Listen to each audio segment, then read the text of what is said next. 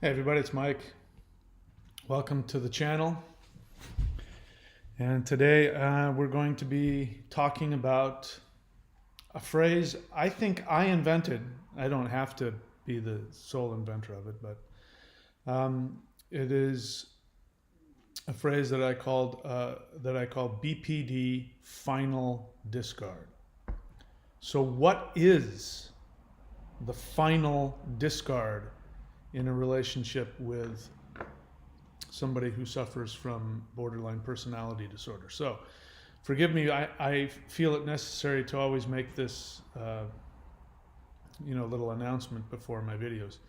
This channel, let me be clear, this channel is designed for one person in particular, and that is the person who does not suffer from a cluster B personality disorder, who has been or is currently in a romantic relationship with an untreated, undiagnosed, and or toxic borderline or narcissist.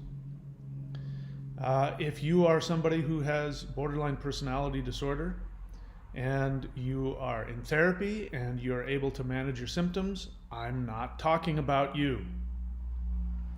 My understanding, and I believe this wholeheartedly based on my personal research, is that people with borderline personality disorder can recover if they do three things.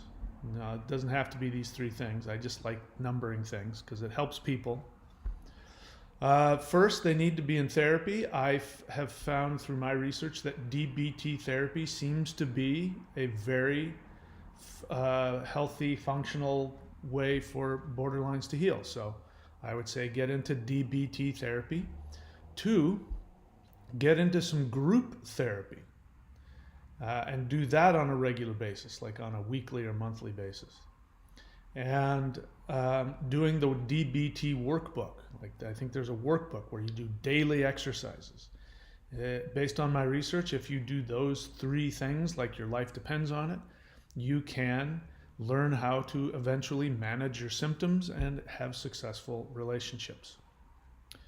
All right, so if you're not doing that and you're not able to manage your symptoms, I'm talking about those kinds of borderlines. If you're a partner to a borderline and everything is going swimmingly, then I'm not talking about you either. This channel is targeted to people who have been in romantic relationships, are in them, and whose lives have been destroyed by the toxic experience of being with a toxic borderline. All right, so please stop sending me comments telling me that I'm stigmatizing people with BPD.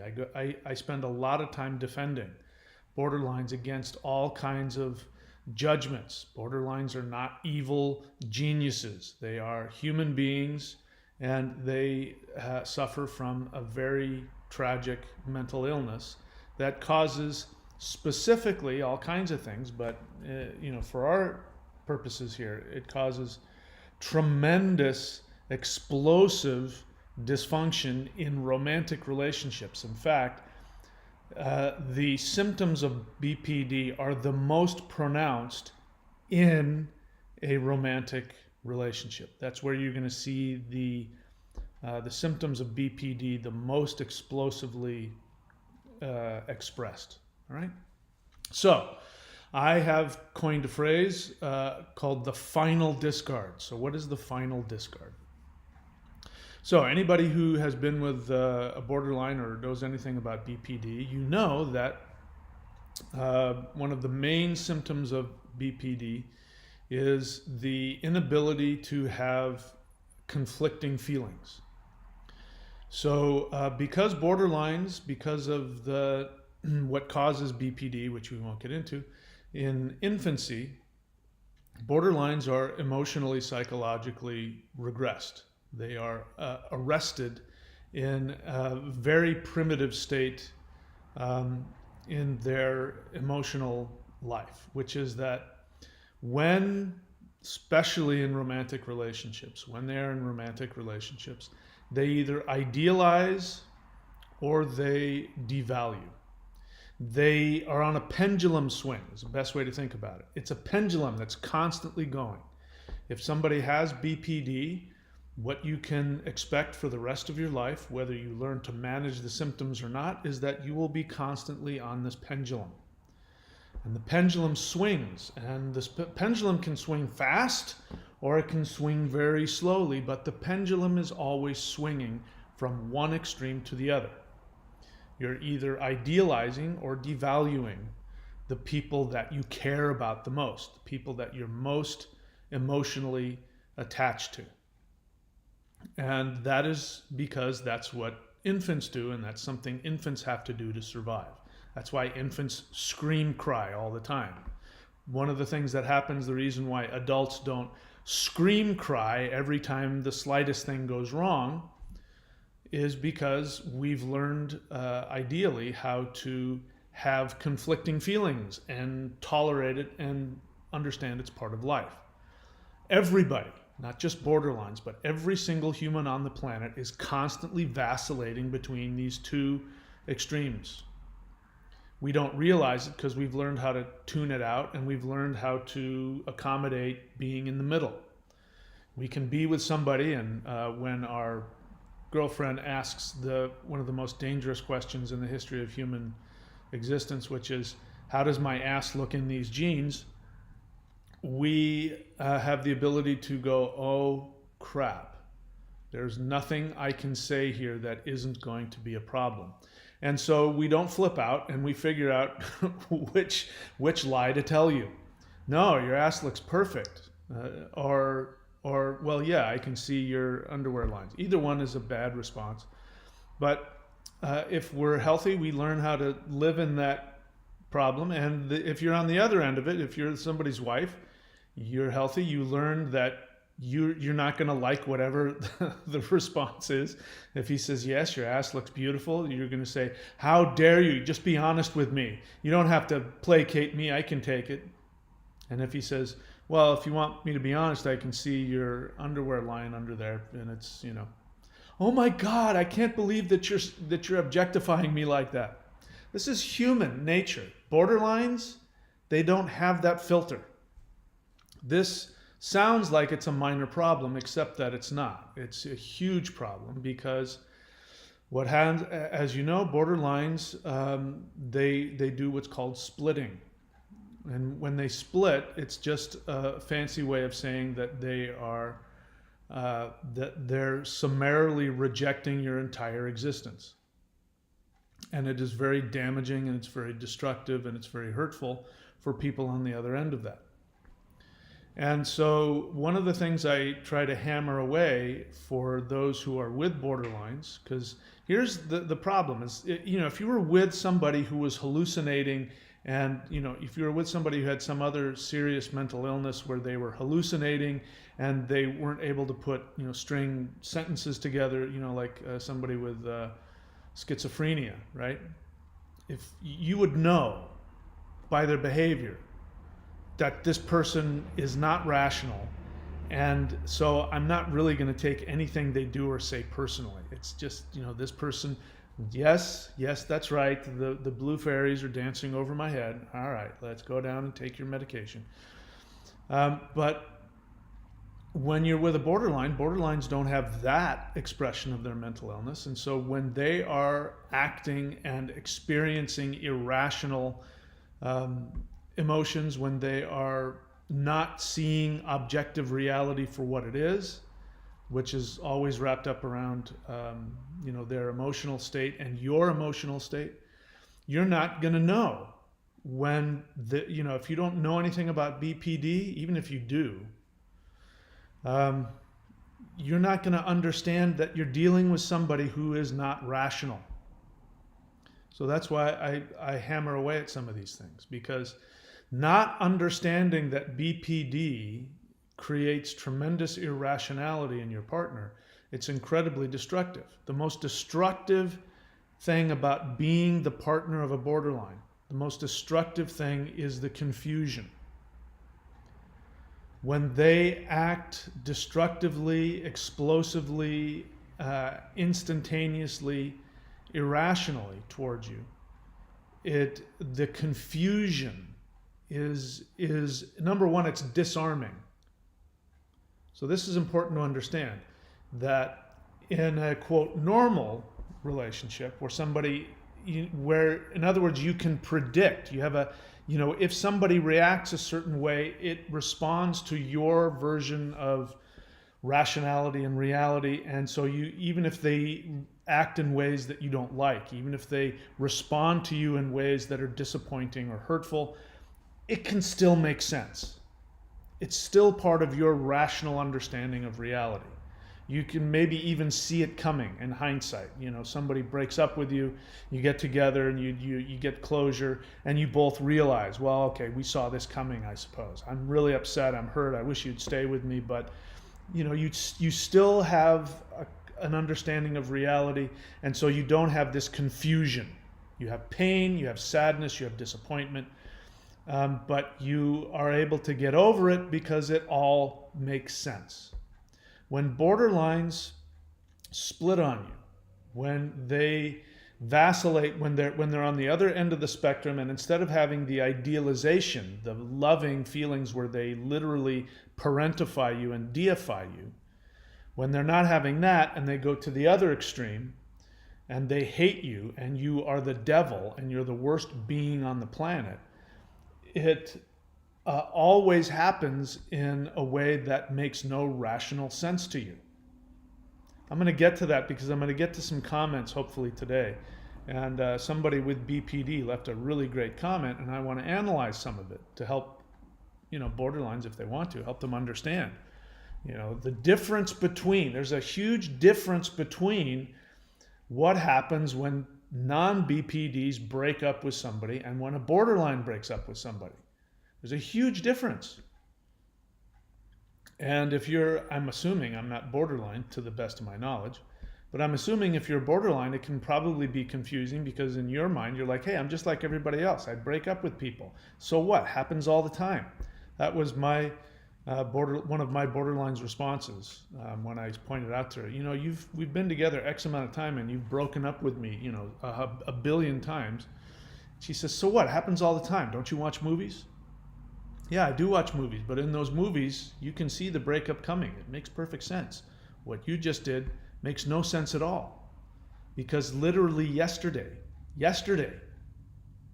less than 24 hours ago, I was the most wonderful, important, beautiful, best friend person, and you made all these plans, and you went from that to the other extreme of not just I've changed my mind or I've thought it over, but you're the worst person in the world, you're dangerous to me, you're trying to destroy me, you are psychopathically planning out my demise. It doesn't make sense. And so when the borderline goes between creating this feeling of love and safety, beyond your wildest dreams, to immediately you're the worst, most evil person in the world, what happens to the partner is they go through a trauma. It's a shock.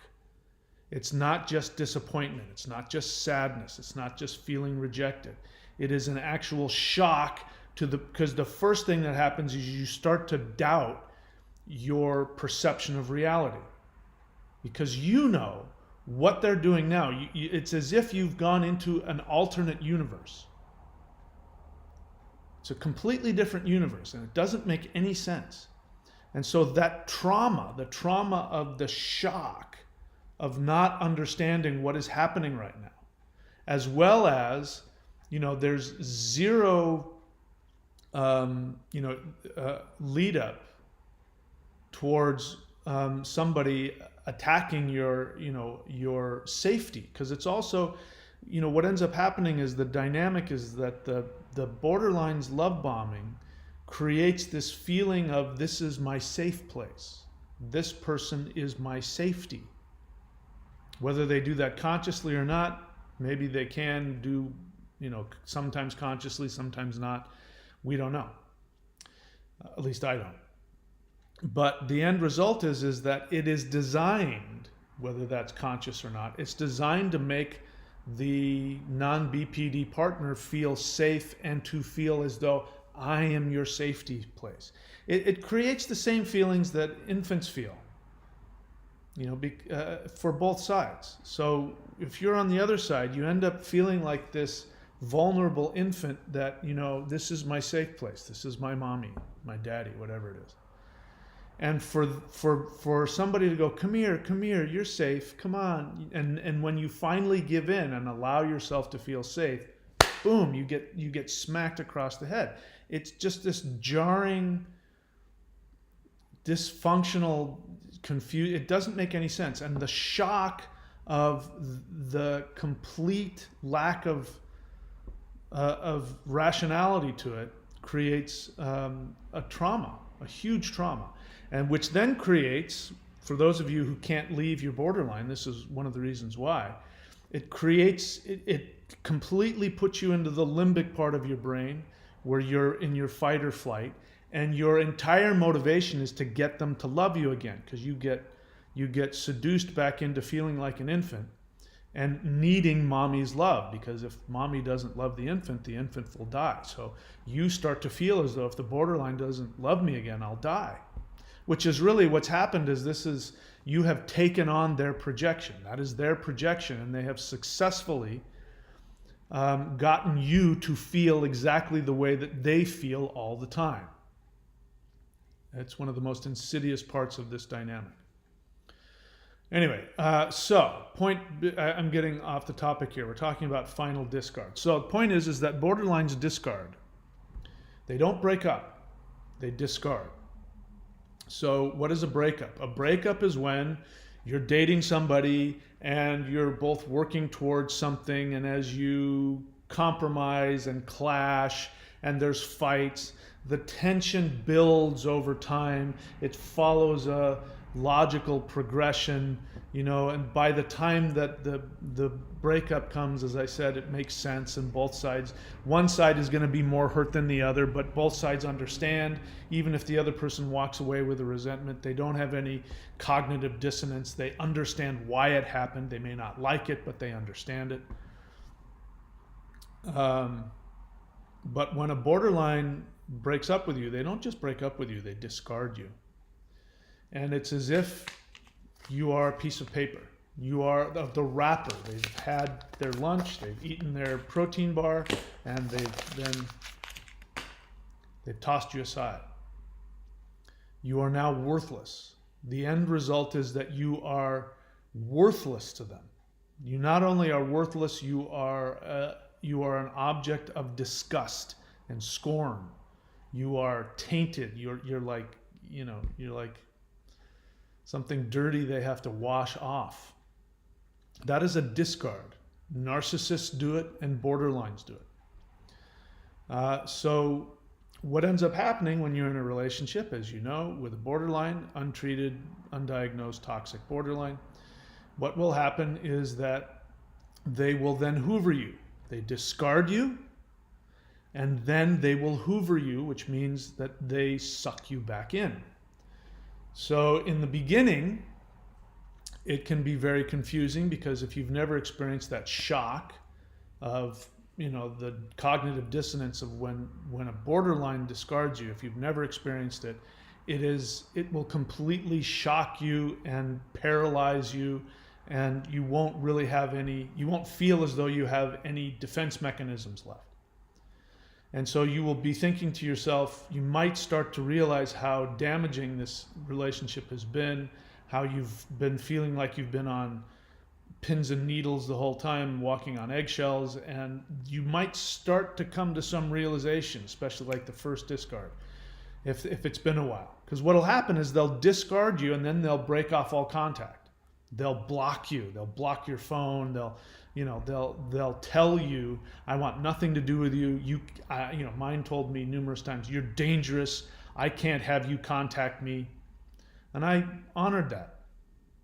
Of course, I wasn't no contact. I was waiting for her to call me to change her mind. And so you'll be sitting there waiting for them to change their mind. And they'll come back and they will apologize. Maybe they'll, in some way, they'll do whatever it takes to get you back.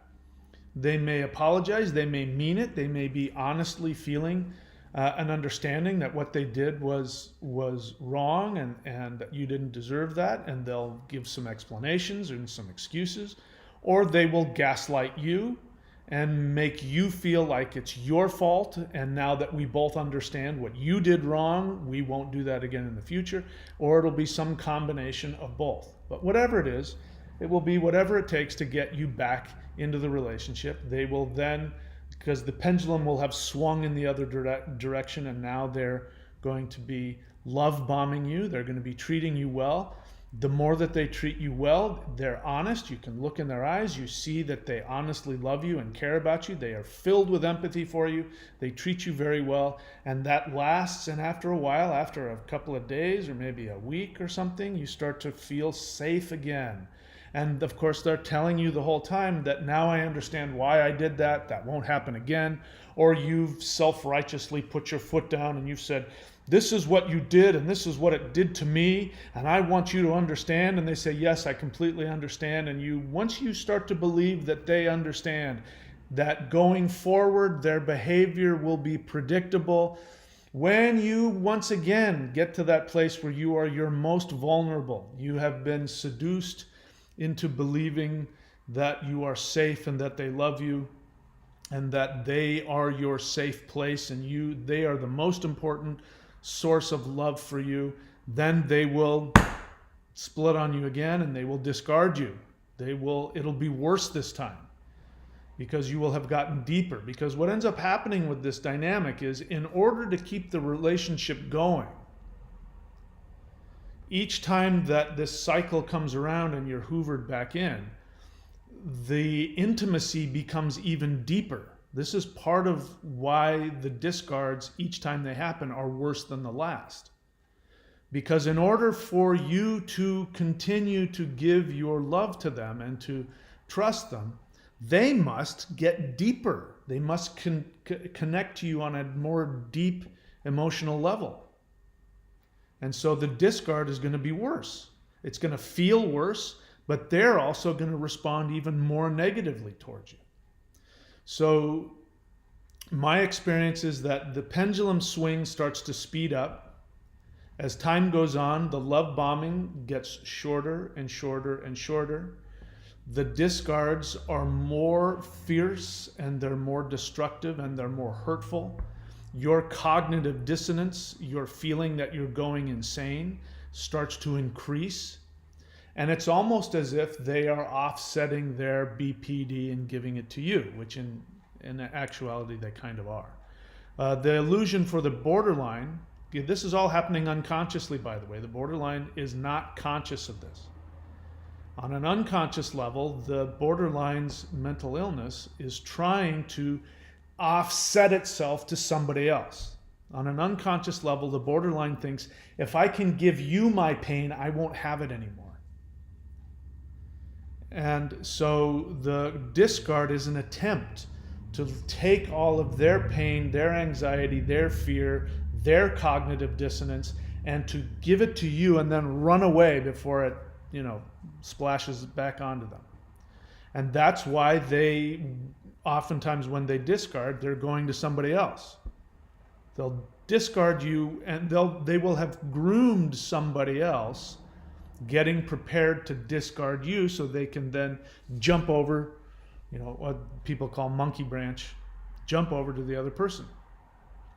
And then, of course, the love bombing, then they will characterize you to the new person as this narcissistic abuser. I've escaped this narcissistic abuser. You're the good person. You're going to save me. And they honestly believe it, just like they did to you when they monkey branched to you. I mean, I went through it. My borderline, when she targeted me, she even told me, I'm, breaking up with my boyfriend and I'm living with him now, but you're the one. And at first I went, that sounds really dysfunctional. But of course, like everybody else, like every other codependent, I pushed that red flag aside. So we're getting to the final discard. So you see this cycle of hoovering, discard, hoovering, discard, hoovering, discard. Eventually, in my experience, there will come a final discard. Now, I don't know if other psychiatrists or psychologists or other people have talked about it, but I firmly believe this. There will come a point where there is a final discard. The final discard means that the dynamic is no longer something that the disorder within the borderline can attach to. So, one of the ways that you can create a final discard is if you put up boundaries, and of course, boundaries means you have to mean it. A lot of codependents throw up boundaries, but they don't mean it. Borderlines live in a continuous Groundhog Day, if you've ever seen that movie, where you wake up and each day is a new day and you're a new person. Or those movies where you wake up, and you don't know who you are, and you have to look at your driver's license. Oh, my name is John Smith, and I'm a lawyer, and okay. So for borderlines, this is their reality. They wake up every day, they're a new person. Who they were yesterday. They might remember a movie where there was somebody in it that looked like them and talked like them, but that was a movie, that wasn't them. Again, my borderline ex, after one of really destructive period, a really abusive, destructive period, she hoovered me back in and wanted to talk, and she said, I don't really remember what happened. And I said, here's what happened. You did this, you did this, you did this. And she looked at me with a blank look and she said, I don't remember that. I said, you don't remember making me this promise and this promise and this promise? She said, I believe you, I just don't remember it. And what she meant by that was, because I don't remember it, I'm not responsible. I don't have to follow those. I don't have to follow through on those promises because I don't remember it. I'm a different person. That was somebody else. That's me talking now, but that was the idea, is that was somebody else. That was somebody else, playing, wearing my skin and playing the part of me. But I'm here now, I'm awake now, and I don't remember that, so therefore that doesn't apply to me. And that is the case with borderlines. So when they hoover you back, that they're coming from that place. They may have a memory, they may have a video playback of what they said and what they did. And they may come to you and look at it, and they'll stand next to you as they watch the playback, and they'll go, oh my God, that was horrible. You totally didn't deserve that. What that person did to you was awful, and oh my God, I would never do that to you. That's what it's like for them. Even if they have guilt or not, they're not identified with it. They dissociate. This is the mental illness part. You don't understand that. If you don't understand the mental illness part, you think they've finally realized what they're doing, they're going to change, and going forward, and of course you take them at face value when they look you in the eyes with absolute total sincerity in their eyes, and you can feel it, and they say, I totally understand why that would be hurtful to you. I was blah, blah, blah, and I was feeling etc., XYZ, and so that's why I did that, but now I'm feeling WYFG blah, blah, blah, and so now you can see I will never do that, and I honestly do not have any of those feelings right now. I have nothing but love for you, and I promise you in the future, and they mean it. And so you think, because you don't understand that they don't have a sequential connection of identity that connects them to the past and the future, because you don't see that they don't have that, you go, okay, it'll be different this time. And it's not. They wake up the next day and they have their feelings, and their feelings will be in total conflict with what their behavior was, whatever their promises were. Their feelings will be totally different. And so they have to change their reality. This is where the mental illness comes in. They have to confabulate a false reality that aligns with their feelings. This is the difference between somebody who has a neurosis, somebody who has a psychosis. A neurosis is somebody who has that same feeling. They wake up, you just got married, you went to Vegas, you married somebody, you were drunk when you did it, you wake up and you realize what you've done. Your feelings have totally changed. You're a different person in terms of your feelings, but you are still identified with the guy you were yesterday. You remember what you did, and you know that now you have to, there are consequences to your actions, and so you have to make a choice. You know what you did, you just don't like it. Borderlines do the opposite. They wake up, they have an intense feeling. That feeling will be completely contradictory to the objective events that happened the day before.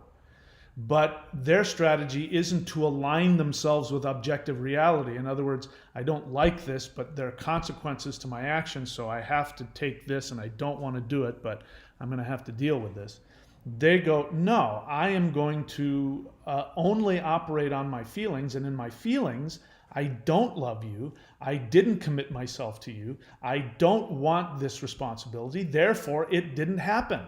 My feelings are reality. Objective reality is something I can erase and reformat to fit my feelings. This is why, if you're a partner of a borderline, you're constantly telling them that they don't have any responsibility. They don't take any responsibility. It's because they don't. In their mind, they are taking full responsibility for their feelings. I have to act in accordance with my feelings. That's my responsibility. Objective reality, well, that was yesterday. That doesn't count today. It was a whole other day. What day was that?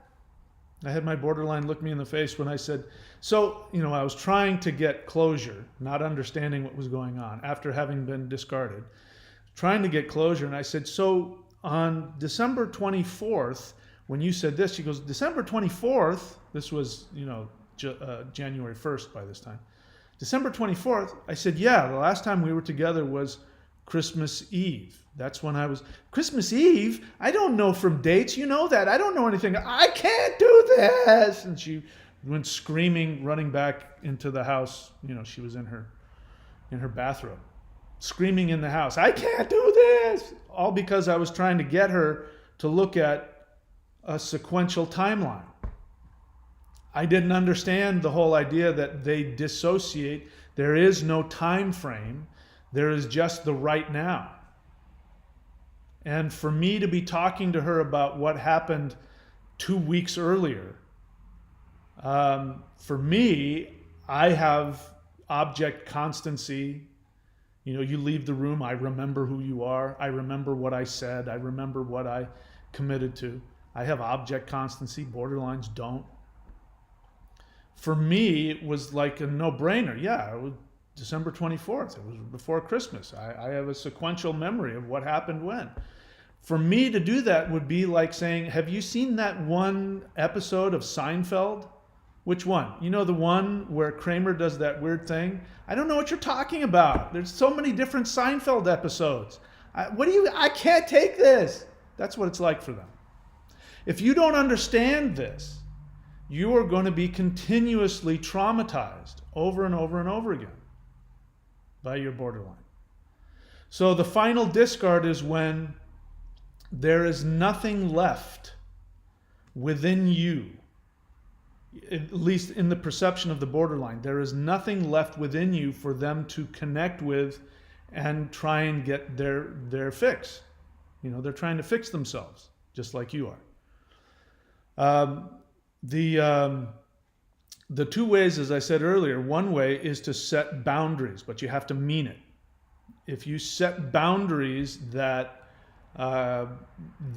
will prevent them from acting out sociopathically when they discard, or if you set boundaries that force them to do what they can't do, which is to have sequential timelines, to have responsibilities, if there are consequences to them, breaking that, if something along those lines, that will create a final discard. Or you continue to knuckle under, and you continue to allow them to hoover you back in and to suck the life out of you. And when there's nothing left, when they have successfully offset and given to you being a borderline, when you feel in the depth of your soul in a conscious way what they feel like on an unconscious level, when that balances itself out and there's nothing more to offset, they will discard you. When they get to the place where they see themselves in you, which is the opposite of the idealization phase. The idealization phase is they see you as this knight in shining armor, or literally this god. They see you as this, they don't have any identification with you at all. When they're love bombing you, they're not identifying with you, they're worshiping you, which is really great if you're on the other end of that in the beginning. But then what happens is they identify with you. And what happens is they see themselves in you, either honestly or purely by projection. It doesn't matter. Because again, for the borderline, it's all about their emotional experience. Objective reality doesn't play into it. Their objective reality is their internal narcissistic experience of things. That's objective reality. So from our perspective, they keep changing. But that's not what's happening. From their perspective, objective reality is a new TV show that keeps changing. They're the same, objective reality keeps changing around them. And so when they see in you the feelings that they have, and sometimes, the longer you're with them, the more successful they will be at actually turning you into a borderline. You will feel exactly the way they do.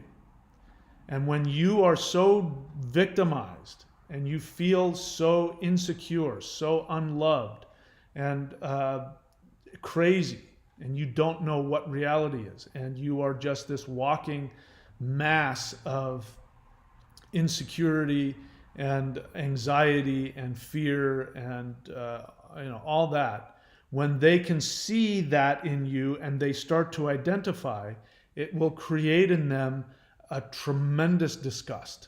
They will be so utterly disgusted with you because that is their experience of themselves.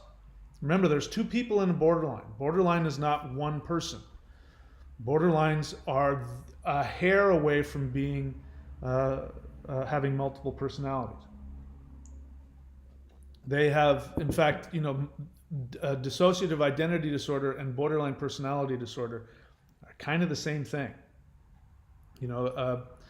And so there's at least two people in there. There's at least the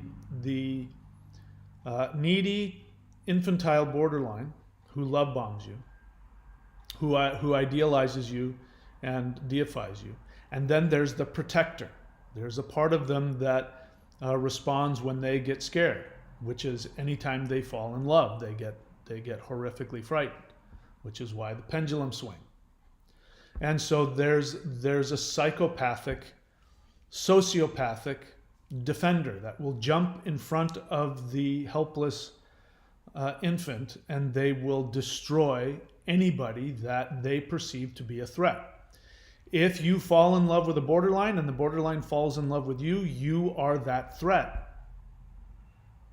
So, every time that you're love bombed and you think, and of course they're conciliatory and they're conscious and they make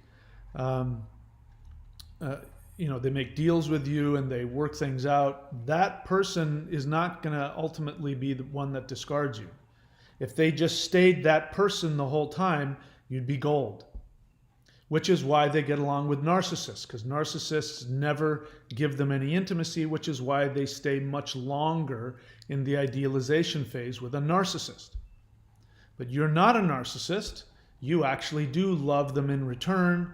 When they love you, you love them back. It creates an intimacy, a bond, which then triggers the fear. And that's when the sociopath grabs the borderline, throws it up against the wall, and then comes to the forefront. and will sociopathically destroy you. So, final discard. Point being of all this is that at some point this cycle continues, and either because you stood up for yourself and you put down real boundaries, or you played out your role to such an extent, you were so loving and so giving and so tolerant and so patient that finally you took on the role of the borderline. They see themselves in you, and they must ultimately destroy you because that's how they feel about themselves. So when you get to the final discard, it will be the worst possible thing you can imagine. And there are people that have been in relationships with untreated borderlines that have gone on for decades, 20, 30 years. And the people who last that long, when they're discarded, the discard is their entire life is destroyed.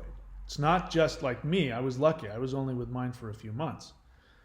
But holy crap, that's because there just wasn't enough for her to destroy. But if you've spent your whole life with somebody, you've had kids with them, you have a mortgage with them, you have a business with them, you have friends with them, you have family with them, you have this whole life, and they're interspersed in your whole life. When they go nuclear, everything in your life is destroyed. Everything in your life must be. Every connection or perceived connection that you have with them must be destroyed. And the amount of devastation for people who have these final discards that I've seen after communicating with them is horrific. How they survive it, I don't know. So this is a final discard. So there is an illusion that partners of borderlines have, which is that the illusion that this time it'll get better. We worked through that problem, and now we won't have that problem again. Or if you're in the discard phase and you're hoping that they call you and bring you back into the relationship, you're going to have hope that this time it'll be better. And it never is. If you stop and look back, you will see that actually it gets worse. Every discard is worse than the time before. But your hope increases. And they're very good at each time they come back, they're going to be working twice as hard to convince you that you're safe and you believe it, because your perceived survival depends on them loving you. All right, so I haven't explained it a whole lot, but the thing to realize is that there is such thing as a final discard. I want to get to some comments, but maybe I'll save that for another time here. I'll go ahead and do that. There's not a whole lot here, not a whole lot of questions here. So I'm going to go ahead and read some comments here, which is, this is one. So this person says, thank you so much for your videos. So before I get into this, there's a thing in psychology. I'm not a psychologist, but I've skirted around it enough. There's a phrase or word in psychology, which is not a good word, which is called compliance. So when a patient is not actually responding to therapy, but is seeking to either avoid getting vulnerable, or is actually manipulating or trying to manipulate the therapist, they will become the perfect patient. They'll do everything right, they'll say everything right, they'll know exactly what to say and how to respond, to sound as though they understand what's going on. This is called compliance. So many of you that interact with me, you're very compliant. You tell me or try to tell me what it is you think I want to hear, or you honestly think that because you can put these things into words, borderlines do this also, by the way. You think that by telling me what I want to hear that I'm going to co-sign what you're doing and say, hey, thumbs up, it's great. And you'll notice that I don't respond to people praising me. You know, you can praise me all day long, tell me how much you love the channel, and how I honestly don't care. I mean, I want people to like the channel. Of course, I'm not an idiot. I want people to like me, but my agenda here isn't to get views or to get people to like me, or I don't care about that. My only goal here is to be helpful if I can. And if not, I'll go somewhere else. I'll do something else with my time. So when somebody gives me heaps praise on me, it's great. I accept it, but it also doesn't influence my response and my feeling to what you have to say. So in the beginning, one of the defenses to doing the 4 things, one of the defenses is to be compliant and to talk a good game. And then at some point, you're going to introduce why you're different. Something about your situation is different. And yes, other people definitely should do the 4 things, because it is, like you say, Mike, it's the best thing to do. But I'm different. I'm special. And so anyway, of course, I see right through that, and so would anybody else. So there's a little bit of compliance here. And that doesn't mean that this person isn't sincere. I'm not saying they're lying to me. They're sincere, but they don't see the compliance that's going on, the unconscious resistance to their own healing. And by the way, let me be clear. Doing the 4 things are most likely going to be the most difficult things you've ever done in your life. They're even more difficult than staying in this destructive relationship. So, you know, anytime somebody says to me, I can't do it, it's too painful, I'm like, when did I ever tell you it wasn't going to be painful? In fact, in the beginning, it's more painful to do the 4 things than it is to stay in the dysfunctional relationship. So I don't know why people don't hear that, but let me be very clear about that. In order to heal, you have to do the 4 things. And simultaneously, the 4 things are the 4 most unpleasant, difficult things that you will ever do. So just accept that. It's a bitter medicine. Sorry. So this person says, thank you so much for your videos. I've watched nearly every one. They've helped me so much to understand not only her, but me too. Well, I've been with my BPD girlfriend on and off for a year now. I think I'm on my final discard. Now, people have watched me and heard me use the word final discard, and here's where the insanity of the codependent craziness jumps in. Instead of understanding that when I give you the warning of the final discard, what I'm saying is there is a discard coming that will be potentially life-threatening, and I mean this, might potentially be life-threateningly destructive to you. You need to get out long before that. You're in a discard now, great. The final discard may not come for 5 years. Get out now. But because people are compliant, because people have, you might as well call it a syndrome. Codependency might as well be, a psychological syndrome. It might as well be a personality disorder. It's not, but it might as well be. It's definitely acts exactly like an addiction. People's defense of it, their denial of it is exactly the same dynamic as people who are denying being an alcoholic or a drug addict or a sex addict or a gambling addict. It's the same mental process. You're addicted to the same mental hormones and chemicals that flood your system. Trauma bond is nothing more than an addiction. People want to talk about a trauma bond. A trauma bond is an addiction. You're in the limbic part of your brain, but you're addicted to the feeling of safety after you've gone through the abuse and your abuser then hoovers you back. That feeling of it's all going to be okay now is an addiction. You get addicted to that. Anybody who says differently is either uneducated or in denial. It's a fact. I'm not making that up.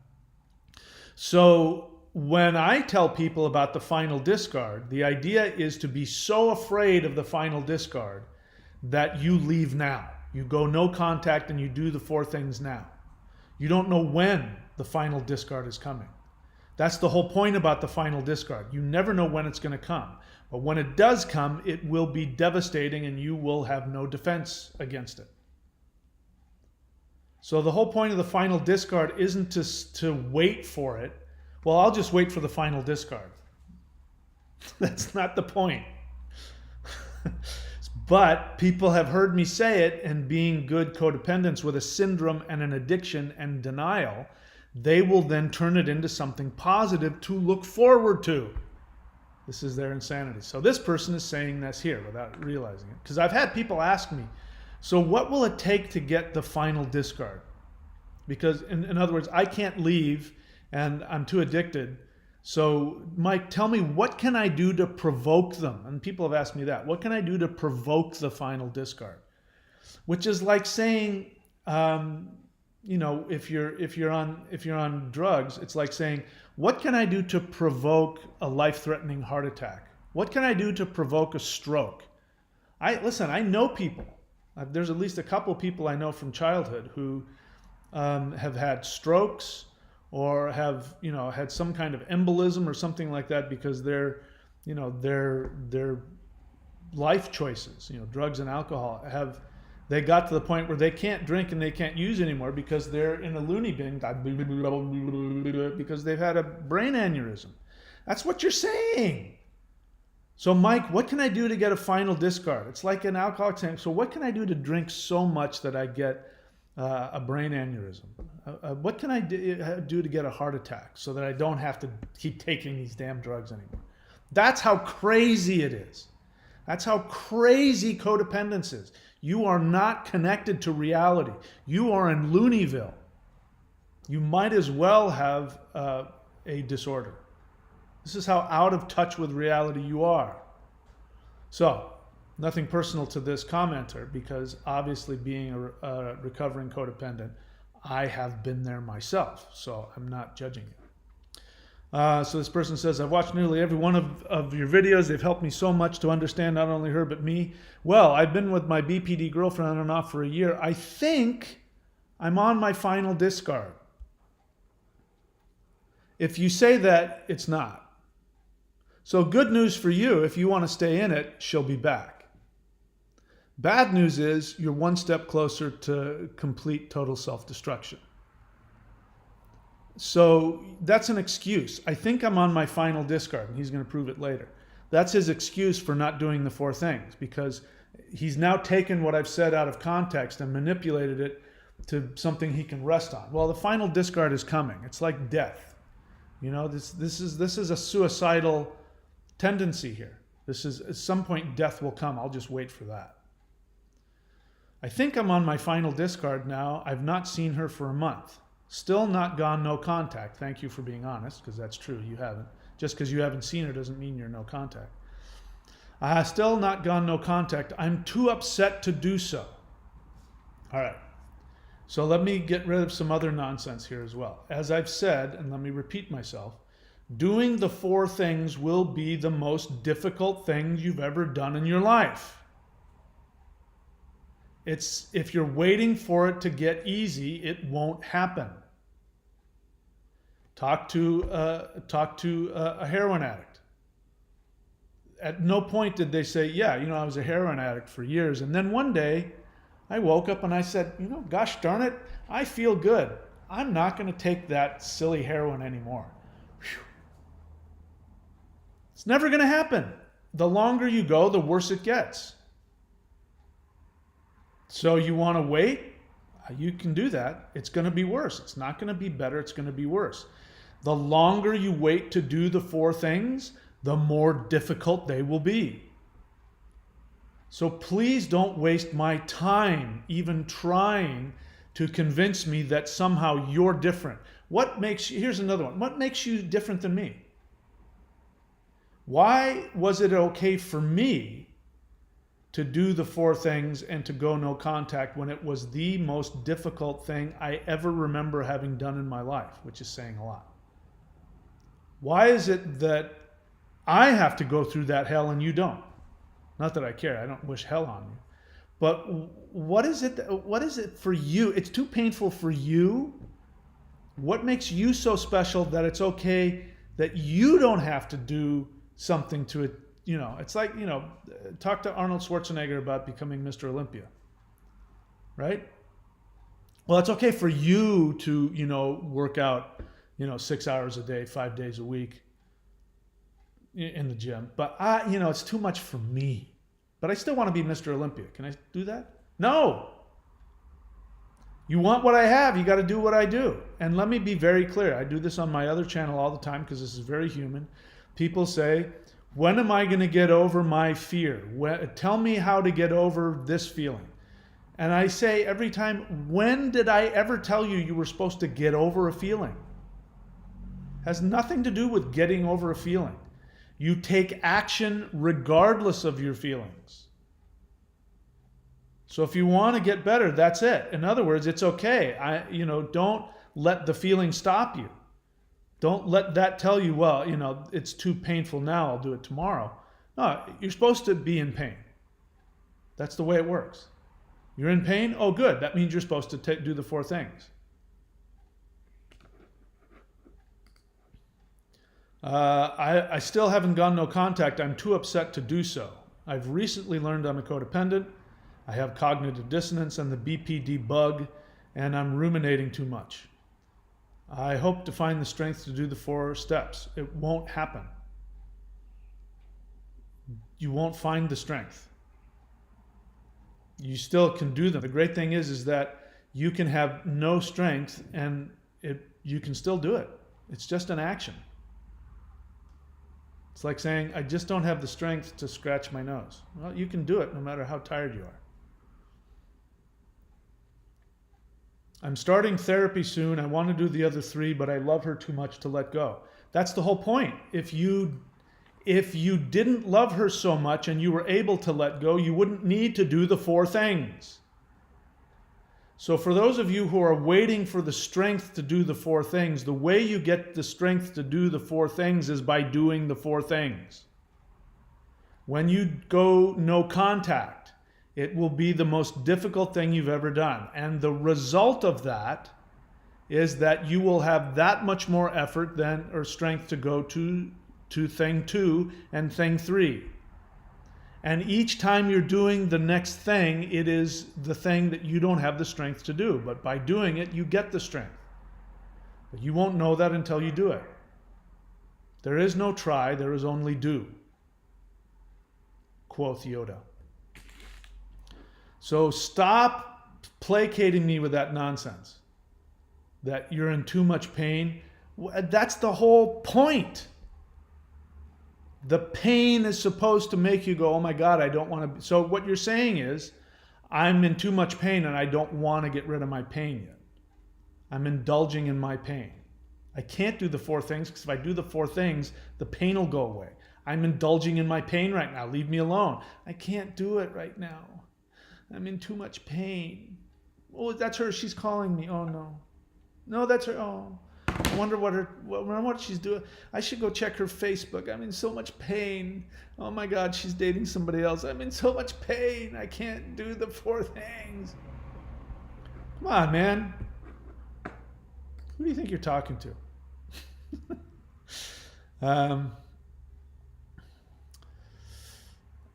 Anyway, there's a bunch of other comments I really want to get into, but I'm not going to. So there's another one here. Here's another one. Okay. Here's another one. This person says, goes through all the thing about what the borderline did to her, blah, blah, blah. Of course, it's just, you know, same day, different weather. I haven't gone no contact with her is because she seems genuinely confused, as well as the many friends we have in common. And I respond and I say, so you haven't gone no contact because she's confused? And then I say, the reason to go no contact has nothing to do with whether or not she's conscious or not. The reason to go no contact is because your contact with her is damaging to you. Now, this person responded, and for some reason it didn't get onto YouTube. YouTube's been doing some weird thing where it's been deleting my comments, and it's my channel. So if your comments are getting deleted, you're not the only one. There's some weird thing going on with YouTube. Nope, that's not it. Oh, there it is. So the person responds, and maybe this didn't get on, but it got on my email. The person says, yes, I understand. But other than her BPD, she's genuinely a good person. And like I said, we have many friends in common, so full no contact is not an option. You know what? Listen, don't shove shit in my mouth and tell me it's chocolate. You don't want to go no contact, own that. Don't try and bullshit me that you're so unique, you're so different from everybody else, that for everybody else, they should go no contact, but I'm different. You're not different. You're unique, you have your own unique things, but the dynamic is exactly the same with everybody. No contact is no contact. When you look at the 4 things, do you see a disclaimer that says you must go full no contact unless it's just really challenging or difficult? No, I know for some people going no contact may mean triggering the borderline to stalk you, to smear campaign you, to, try and get you arrested. I know that that might happen, but I can't help that. I only know that going no contact is the only thing that you have to do in the beginning. If you don't do that, none of it means anything. And this person is going to explain why. Because when you go no contact, that's when the first break, the energetic break. They're like, it's, the whole idea of vampires and all that, the reason why those mythologies run around is because we have similar things like that. Borderlines are, forgive me for saying so, borderlines, they're like vampires. And, once they get that connection to you, there is, for lack of a better word, believe it or not, I don't care, it will feel this way. There is a psychic connection that they have over you. They can tell when you're starting to get your sense of self back. They can feel it. That's when they'll call. You want them to hoover you back? Get over them. Start to heal. Then the phone will ring. Because now you've got some supply for them to feed off of. When you're devastated and totally into them and you're completely committed to them, that's disgusting for them. There's no challenge. There's nothing to chase after. Oh my God, you're just like this doormat. They don't want anything to do with that. But once you start getting your own life and you start to feel strong, they're going to smell it. Ooh. Oh, there's one of my supplies. It's getting ripe again. Let's go feast on that. This may not be conscious. Their conscious experience might be, you know what? He really did love me. And, I really shouldn't have discarded him. I mean, he really was good to me. And now that I think about it, I think I'm going to make it work. That might be their conscious thought. Their unconscious disorder is they can smell that you're ripe and ready for harvest. So you don't know what you feel. You think, I care about them. I just love them so much. They're just so misunderstood. They're in so much pain. I worry about them. That's all bullshit. It doesn't feel that way to you, but I'm telling you right now, you are in a hole. You might as well be under a spell. You don't know what you're thinking and what you're feeling. You won't know until you break that psychic bond. When you break that psychic bond by going no contact, which is not something you want to do, it doesn't feel good. It feels like it's killing you. But you do it. You make it impossible for them to contact you. When that happens, and you can't be thinking in the future what's going to happen next week when she calls me, because you know you'll never see her again. It's over. They might as well have fallen off a cliff. That person never exists ever again. You've gone no contact. When that happens, then you're going to feel you're going to go through withdrawals. And the way you know you're going through withdrawals is when you think how much you care about them, how sorry you feel for them, how much you worry about them. Are they with somebody else right now? Does she love him more than she loved me? Maybe this time, maybe if I get her into therapy. All of those thoughts are the thoughts that your brain produces to get you back connected to your fix, which is that psychic connection, that psychic bond, even though it's painful. You are addicted to that. The way that you get honest about what you really feel, the first step is to go no contact. So if you're telling me that I can't go no contact, what you're really saying is, I'm not giving up on this connection here. Yeah, no, it's really bad for me. And oh yeah, no, you're right. I love your videos. It's been so awesome. Just the thought that they can contact you, just the thought that you'll see them. Don't lie to me. You know that you're hoping it'll be different. It's the hope that it'll be different. That's the drug. When you accept there is no hope, it's never going to be what you want, that this is destructive, this person is feeding off of my life force. When you come to that realization, then and only then can you say that you are on the path towards healing.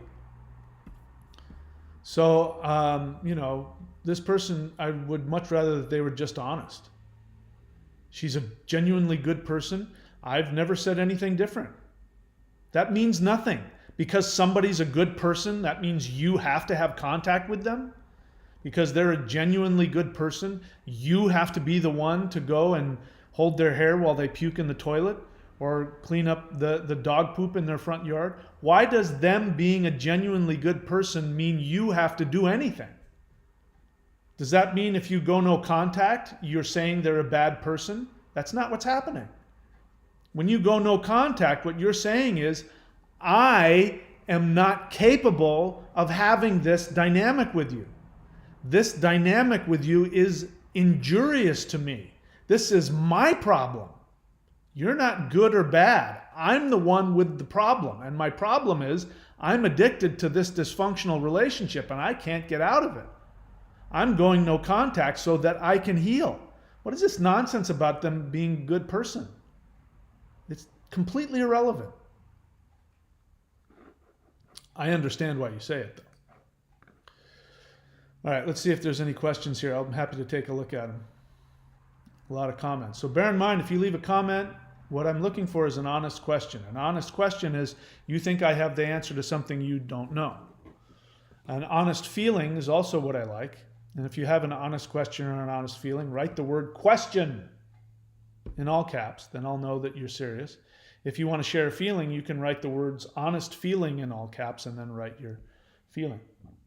The other stuff, to be honest, you're just making yourself a target for my obsessive need to psychoanalyze people. So if you don't want me to psychoanalyze you, then don't leave a comment. Leave a question. I still may psychoanalyze you, but hopefully I'll answer your question in the process. All right, I'll get to the questions first. Jameson's son, question, what does healthy relationship look like without cycles? Tempted to do exactly what you described with someone left behind after you said, sounds BPD, don't reconnect further.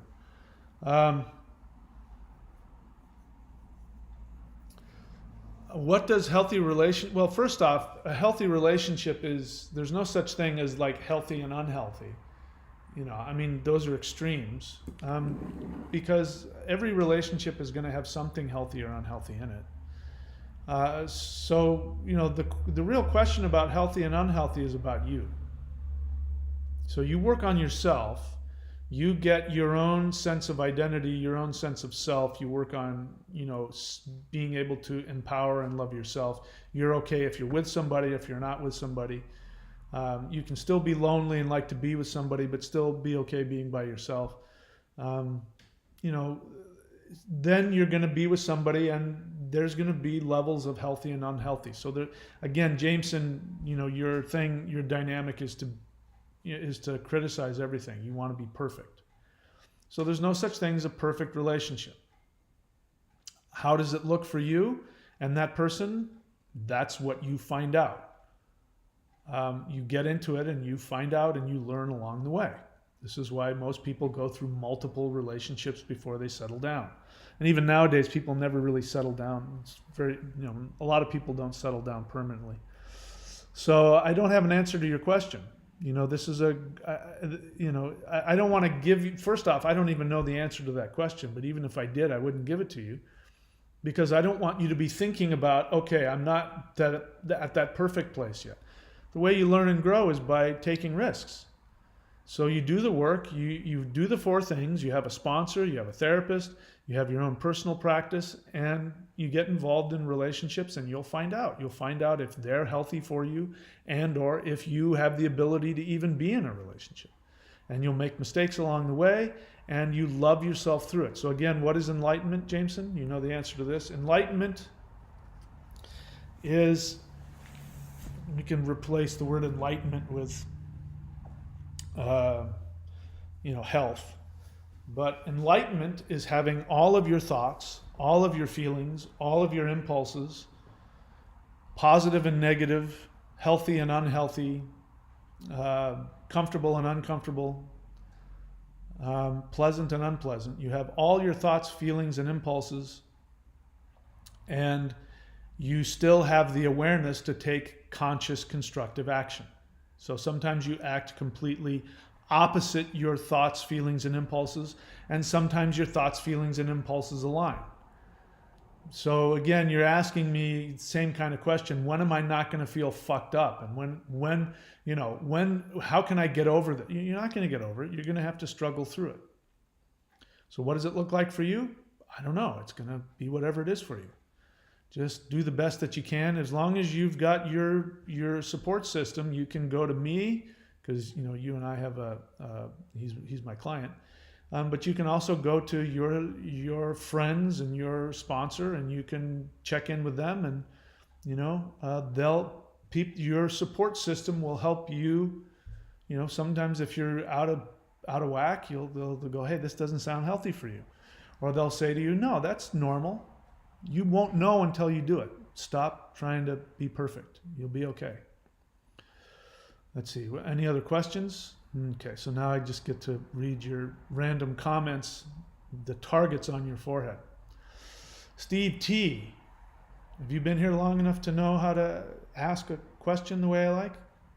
Because I'm curious how long a relationship between 2 borderlines would last. All right, so you're not understanding. Your delineations make sense, but look, everything, these are all words. Borderline, narcissist, codependent, these are all words. And there are some things that, what my therapist says is that BPD is a set of behaviors, which is true. How do you diagnose somebody with BPD? They have a certain number of behaviors, and the behaviors line up with the diagnostic, the 9 criteria. You have 5 out of the 9 criteria, and that person's a borderline. And, this is why somebody's no longer a borderline, because their behavior doesn't line up. They were a borderline, but now they're not. That happens a lot. So two borderlines, it's kind of meaningless, because look, you've got narcissism. So as you know, if you've watched my channel, this isn't me making this up. This is not my opinion. This is what the science of psychology has come to the conclusion in most recently, which is that borderline personality disorder is a form of narcissistic personality disorder. Some people have called it covert narcissism, because it's a secondary expression of narcissism. It's hidden from the borderline and from other people. Therefore, it's covert. So covert narcissism is borderline personality disorder. So a borderline is a narcissist. A codependent, narcissists, borderlines, and codependents are all codependents because they don't seek love for who they are. They seek love based on what they do. They're perfectionist, and they seek to be accepted for something completely outside of their existence and their emotions. So that covers everybody. And the borderline is called a failed narcissist because the borderline tried to create the narcissistic shield wall, and it's permeable. It doesn't last. They vacillate between love bombing and psychopathic destruction. So that's a borderline. They're on the border between, used to mean something else, but it serves the same function. But so they're on a pendulum swing because they're trying to perfect their narcissism. But they can't do it, so they're a, quote, failed narcissist. They're a covert borderline, covert narcissist. So you're asking this question of musical chairs. The codependent is a failed borderline. The codependent is somebody who tried to create a borderline thing within them. This isn't 100% accurate. It's the same thing. It's a different expression of the same thing. Then the difference is that the, quote, somebody who's just codependent doesn't have a personality disorder. They do have object constancy. They're more in the realm of neurosis, which can be just as bad. Let me be clear. Neurosis can be just as crazy and bad as psychosis. It might even be worse. The neurotic might even be in more pain because of the torment. But the neurotic is somebody who can't change objective reality. They can't change objective reality and turn it into their narcissistic fantasy. But they can't tolerate it. They can't stand it. They're trying to. This is when the codependent keeps going back to the borderline. They're trying to change objective reality, but they can't do it. So that's why we could make the argument being the codependent is worse than, more painful than being a borderline. Of course, I'm not going to make that statement, but so what would it be like with two borderlines, and would it last? We have this. Borderlines chase after narcissists. Narcissists, if you have a borderline and a narcissist, the narcissist will eventually turn into the codependent, and the borderline will feast on them. The narcissist will begin by feasting on the borderline. The borderline will be the codependent. When you're a codependent and you're with a borderline, the borderline becomes the narcissist and feasts upon you. It's a game of musical chairs. The codependent can be a collapsed narcissist. I don't know what the right word is. An inverted narcissist. You could be the codependent and actually be an inverted narcissist, where your narcissism is where you become this doormat and you seek the abuse so that you can abuse people by guilting them with all of the abuse that you stimulate them to do to you. So this is a ridiculous question. How long would two borderlines exist? It wouldn't last. Especially if you got two borderlines, you put them together, one of them is going to become a narcissist. They're both going to split on each other. They're both going to abuse each other.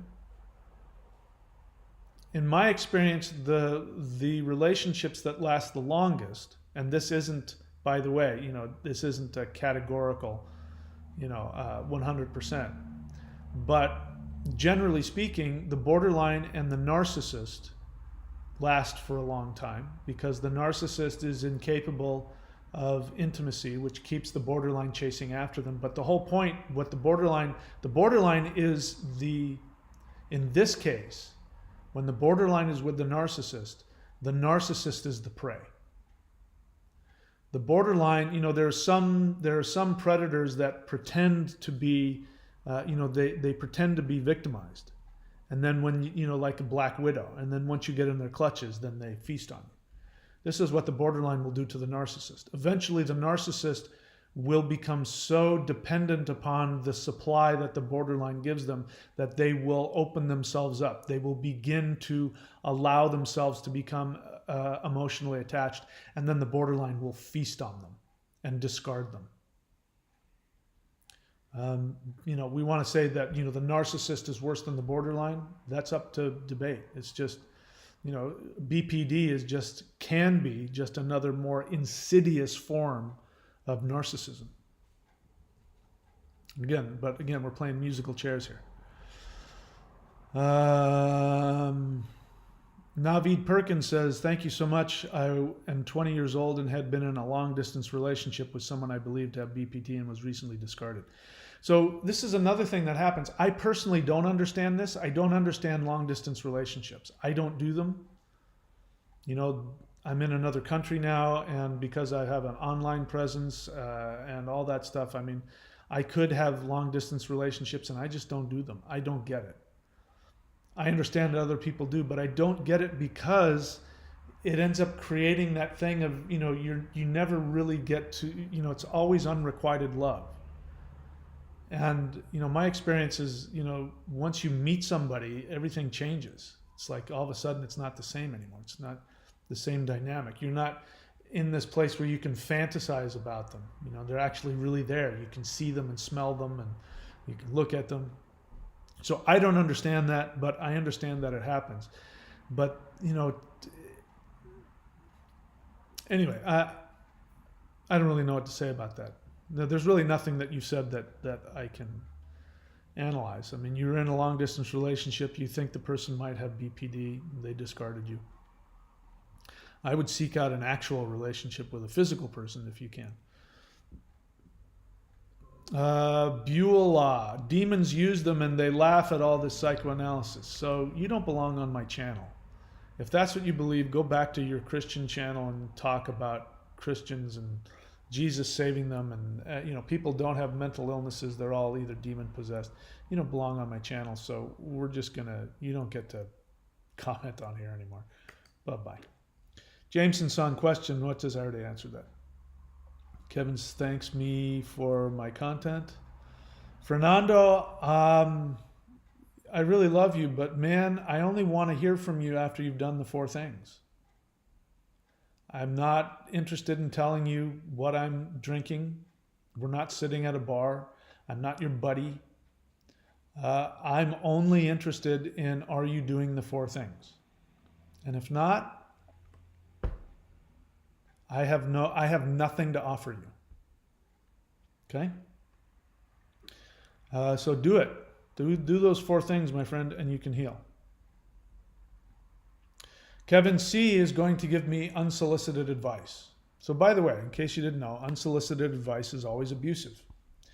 By coming onto my channel, you have already put yourself in, especially if you comment, you're asking for an interaction with me. The whole point of my channel is to give you my opinion and my advice. So this isn't unsolicited advice. I didn't knock on your door.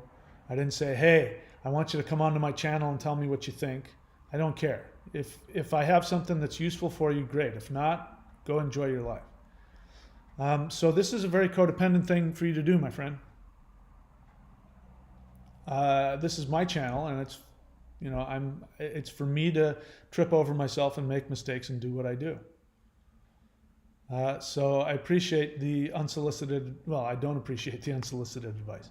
My suggestion for you is to focus on you. I'm going to do whatever I'm going to do, however I want to do it. This is part of healing. This is part of recovery is allowing people to be who they are. Allowing people to have their own feelings, allowing people to do things differently than you, allowing people to be wrong. So this need for you to tell me how to run my channel, how to respond to other people is codependent, and it's abusive because I'm not asking for your help. And it distracts you from yourself. So focus on yourself. You want to share what you've done to heal? Great. You want to ask me if there's something you think I can help you with? Great. When I need your advice on how to run my channel, I will track you down and I will ask for your help. I know I'm making a big deal out of it, but this is part of codependent recovery. You mind your own business. What other people do is, it's not, the need to fix and change somebody. It's a very codependent thing to do. Let's see what else. All right, so let's see. Vicrick says, I'm too afraid to block my ex. See, that's an honest feeling. I can deal with that.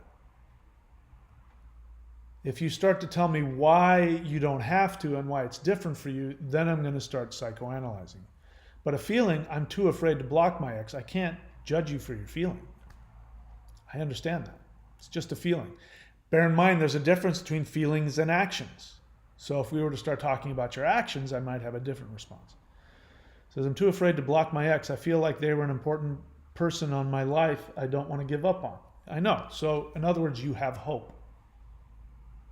You have hope that you'll be able to get what you wanted. This is just another, you're lost in the delusion that there actually was something there. Bear in mind, if you're with a borderline, here's a blanket statement for you to chew on. Any of you listening to me, if you were with a borderline, you were with a borderline because you were projecting onto them. You did not love the borderline for who they were. All of you super empaths out there. It's amazing to me how super empaths go on and on and on, and they talk about how they can see other people's feelings and they can look into other people's this and that. Borderlines see themselves as super empaths, by the way. If you're such a super empath, how come you didn't see that this person has a narcissistic mental illness where you're going to get chewed up and you're never going to get your needs met? If you're such an empath, how come you missed that? So you're not saying that, Vicrix. You're not saying you're a super empath, but what you're saying is that you feel as though that they were important to you.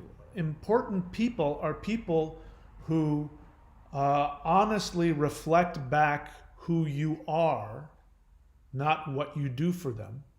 They are honestly supportive of you without any agenda.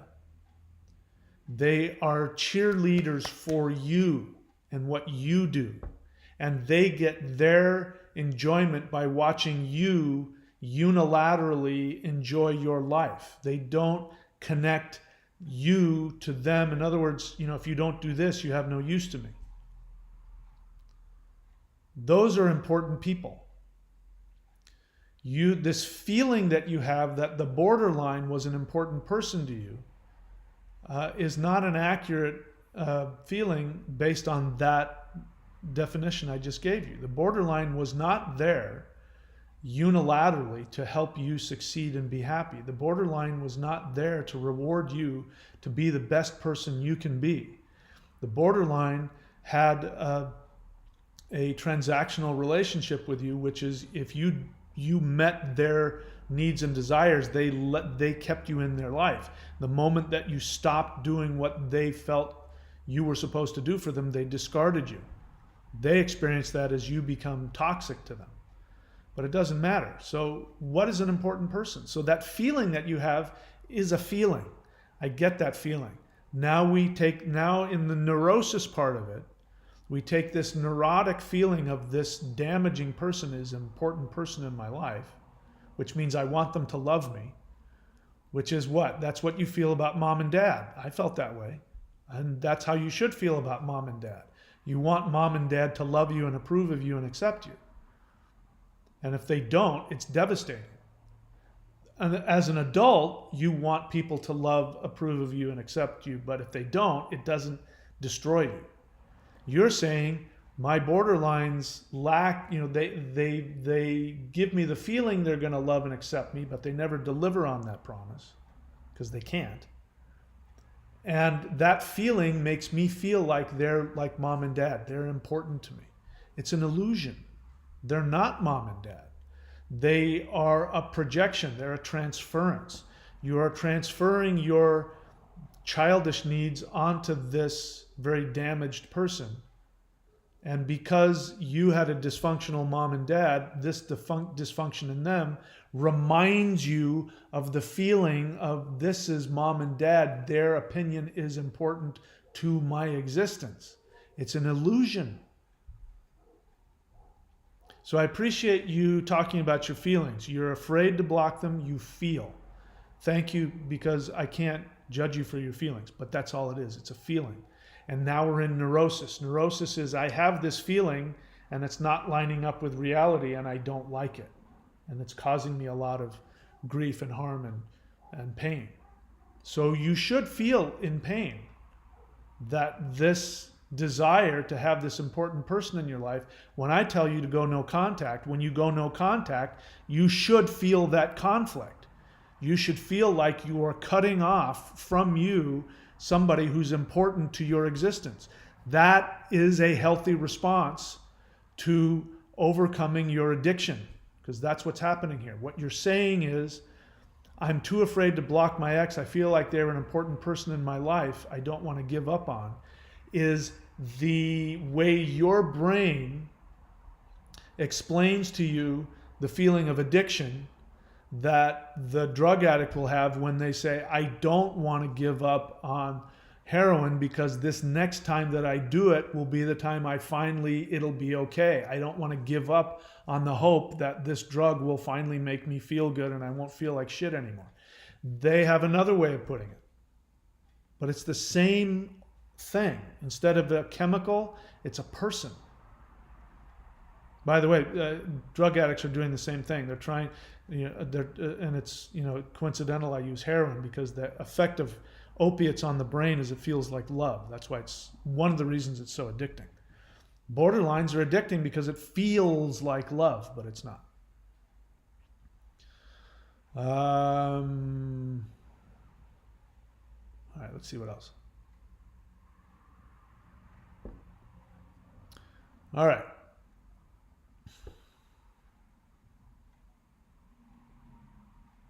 Fernando has some good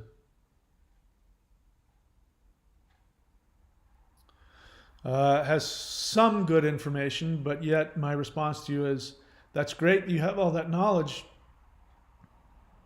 Which of the 4 things are you doing right now?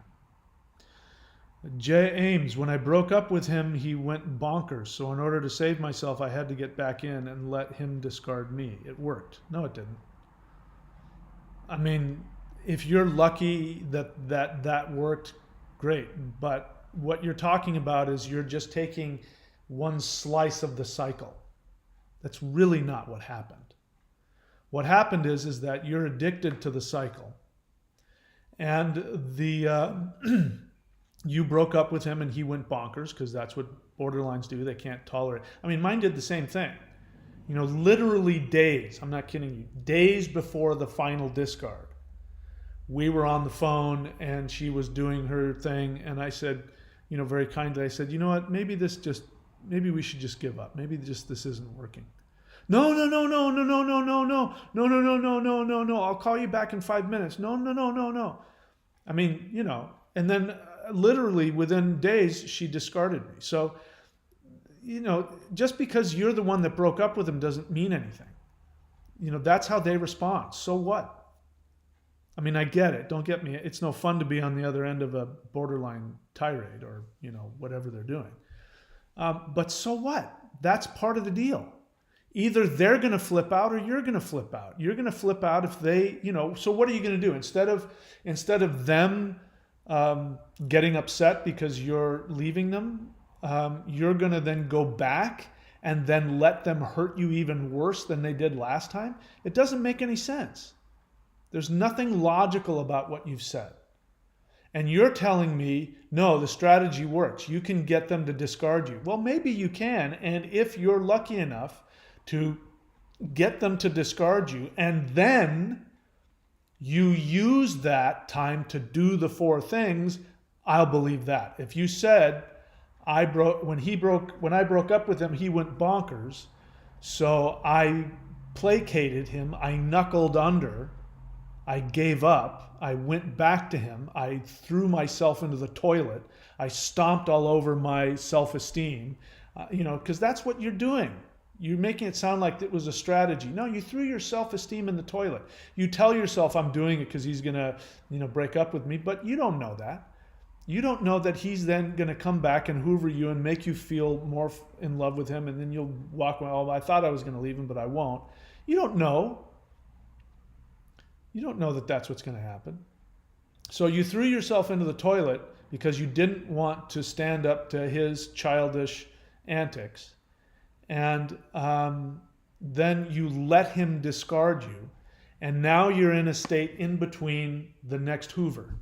So you said it worked. But James, are you doing the 4 things? I don't think so. Prove me wrong. If you said, I did that, I stepped all over my self-esteem, I let him bludgeon me back into the relationship, and then he discarded me, and then I went and I did the 4 things. Or I let him step all over me, and then while I went back with him, I then went to CODA and I started going to a therapist, and then I'm now doing the 4 things. Then I would buy into that. And I would say, okay, well, it's a dangerous strategy, but it worked.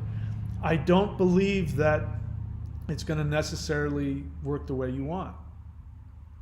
Let's say you say, I go to CODA, doing the 12 steps, have a therapist, looking for a sponsor. All right, so back to what Kevin said. Now that I've read your whole comment, maybe you did do things that way. And so that would be the only way. By the way, nobody does it perfectly. So let me just backtrack and slip all over myself here. Nobody does it perfectly. If I'm honest, that's exactly what happened with me. But for me, my healing started when I went no contact. Going no contact is crucial. If you don't go no contact, it's not going to work. I mean, maybe if you're in contact with them and you're in therapy and you're in CODA, maybe that might screw things up enough that they discard you or you have the strength to leave. But I don't think so. I mean, for the average person, I don't think that's what's going to happen. Anything is possible, but for me, I wasn't able to go no contact until she discarded me. So here I am giving you a hard time, but the truth is mine was very similar. But the difference is that it wasn't until the discard that I finally woke up and realized I had to go no contact and I needed to get my ass into therapy. I mean, and into CODA. I was in therapy, but I was actually kind of fudging my therapy because I wasn't being honest with my therapist about what was going on. So after all of that, I actually did a very similar thing. Okay, what else? So, James, my apologies. You are doing the 4 things, but now, again, going no, I need to emphasize going no contact. It was the turning point for me.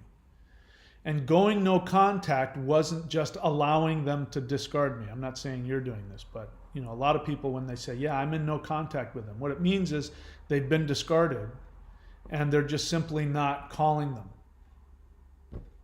That's not no contact. Because in the back of your mind, if you don't break it off and make it impossible for them to contact you, if you don't do that, there's going to be something in the back of your mind.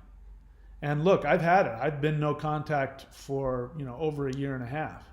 But during that year and a half, there have been times when I've thought, I wonder what she's doing. And I think early on, I did look at her Facebook a couple of times. That's technically breaking no contact, so I'm not doing that now. But I blocked every possible avenue of contact that I could. I mean, maybe she could find another way, I don't know. But I have to do everything in my power. And since I've done that feeling of it's now impossible for her to ever contact me, that is how you start to live through the real detox. But if you don't have that, there's going to be an unconscious psychic connection with them. And it just takes this tiniest little crack. And if they get in, they can pull you back in. It's just like it's just like an alcoholic. I mean, there are people who have been, free of alcohol and drugs for decades, and then just one day, they pick up a bottle, they pick up a whatever it is, and then they're dead. That can happen with this. It's no different. So going no contact and making it impossible for them to contact you, that's the equivalent of the alcoholic not picking up a drink. You can't, they can't say they're sober if they're drinking while going, they can't walk into a meeting with a gin bottle and drink and say, I'm at an AA meeting. I'm working the 12 steps. They can't do that. So you can't say I'm working the 4 things, but I still have contact, and you can't do it.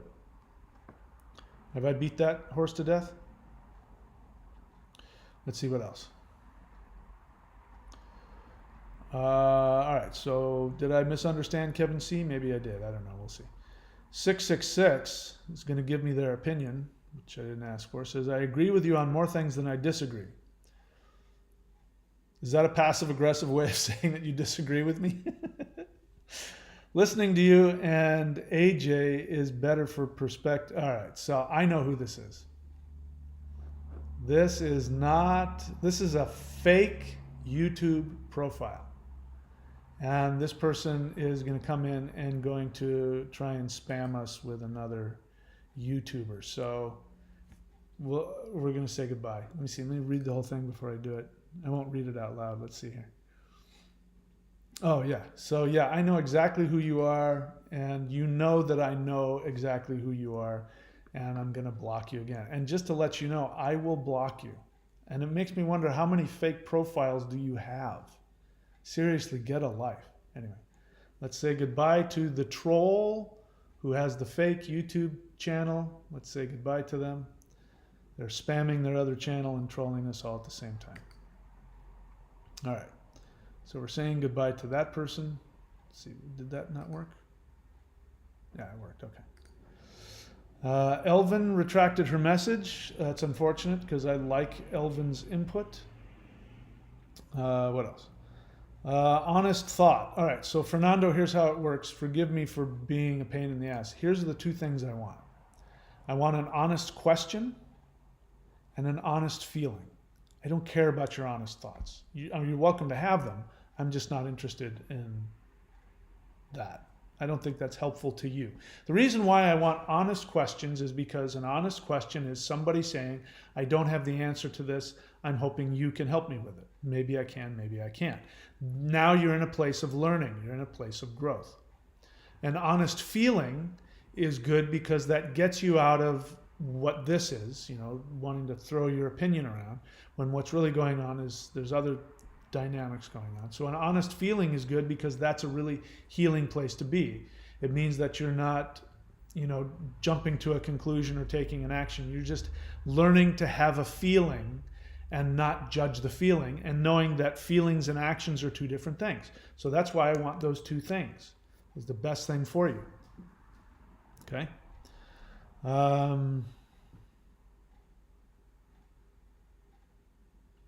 So what Fernando wants to say is, and again, Fernando, you're not doing the 4 things, and I'm going to know. Most of the time I'm right. Apparently I was wrong about whoever it was I was giving a hard time to, James. I was wrong about James. G.E. Ames is doing the 4 things, and I was not accurate in my initial estimation of them. And I sometimes do jump the gun. I don't know if that'll ever change, but I do that.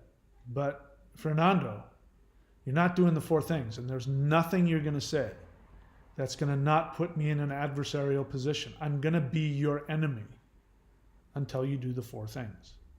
And everything you say before you do the 4 things is bullshit. It's all bullshit. Means nothing. It's the guy who says, I can have 1 drink and I'll be okay. Maybe if I put a little bit of milk in my Jack Daniels, that'll be all right. That's everything you're doing is that. Honest thought. The challenge is real. One could pretend to be into them and want them back to the point where it seems needy, and this might turn the vampire off. Nope. You're saying this because you want to keep the relationship going. You are in denial. You are creating. You are confabulating a reality so that you can stay connected to them, hoping that they'll love you. The other thing is, if you pretend to make yourself, because if what you're saying is, well, the dynamic is, if I love them, they'll discard me. So if I pretend to love them to stimulate them to discard me, it might work. It's not going to work because they're psychic. They know when you really mean it. I mean, tell me, those of you who've been with borderlines, you know, they know. They know what you feel more than you do. Why? Because as they were infants, in order to survive, they had to be able to predict people's feelings. So they bring this into relationships. They know what you're feeling more than you do.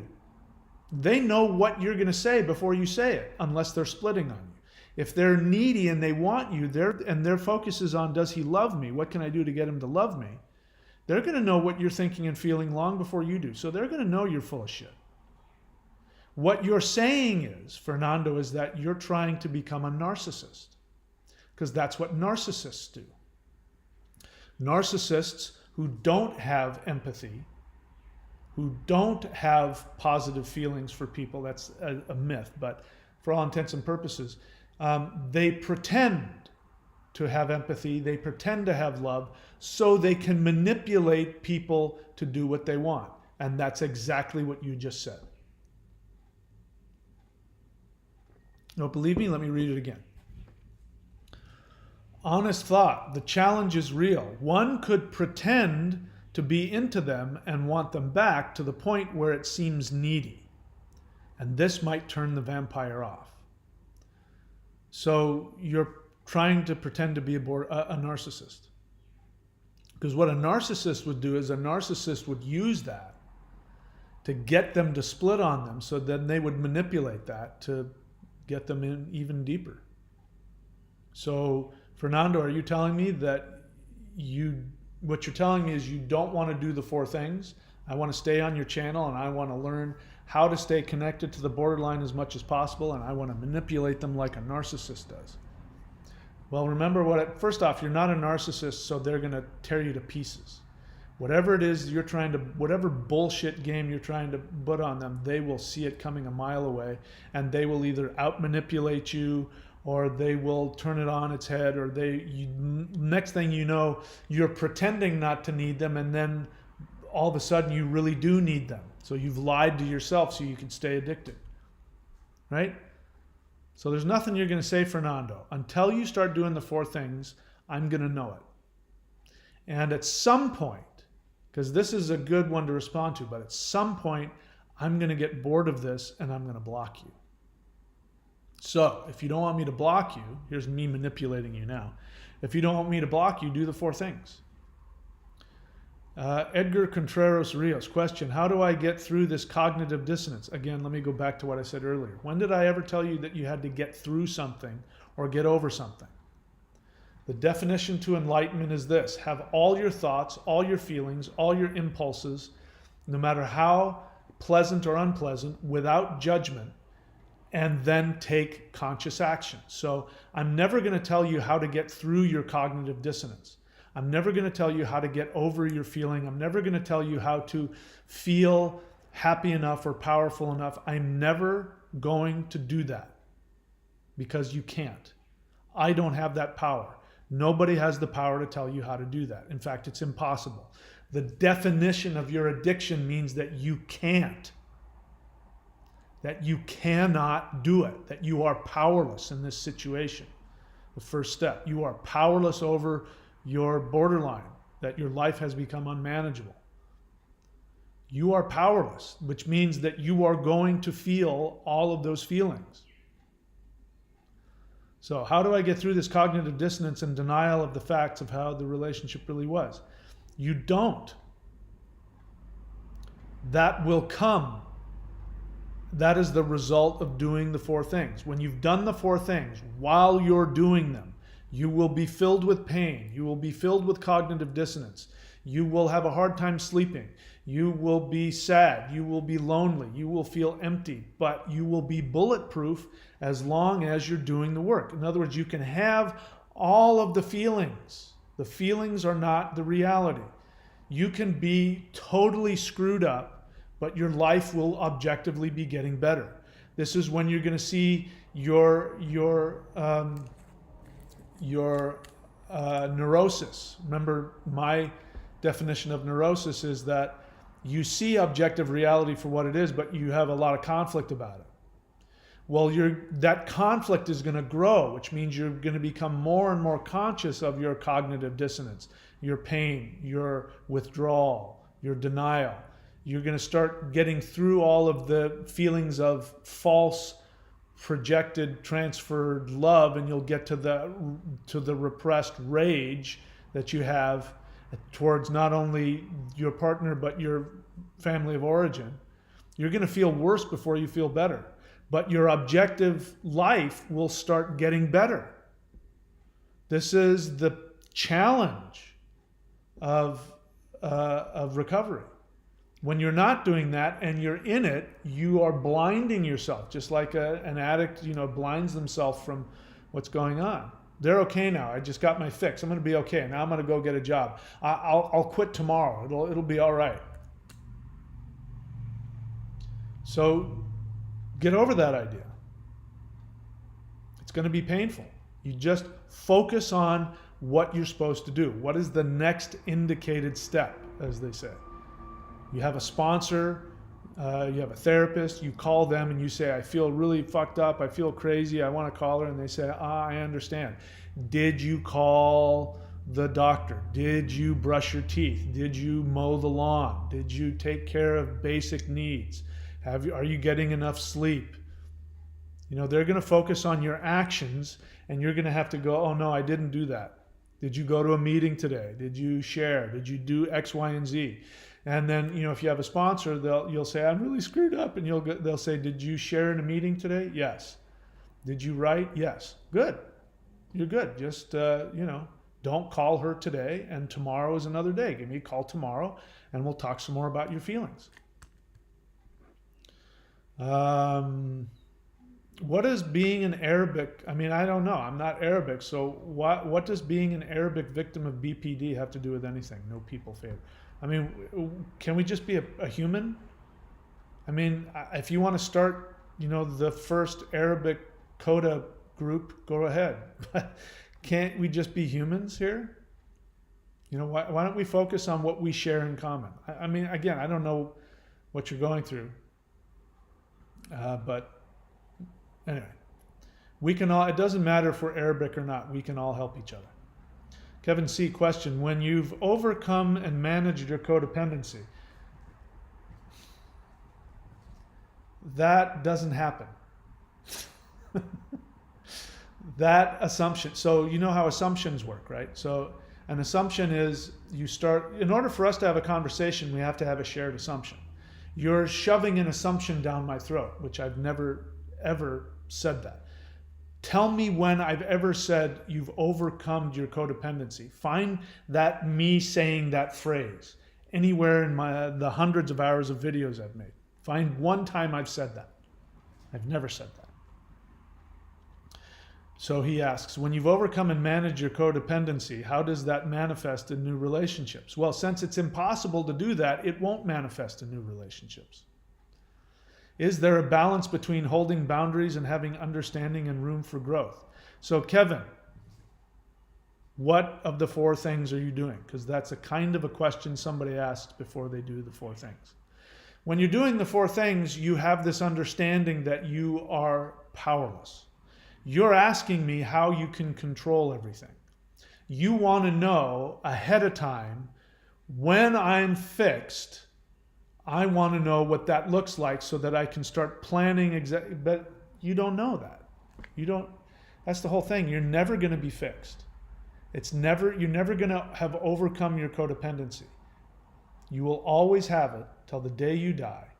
What will change if you do the 4 things is that your behavior will change. Your behavior will create different realities for you. your behavior will attract healthier people, which then you will have to continue to learn how to deal with.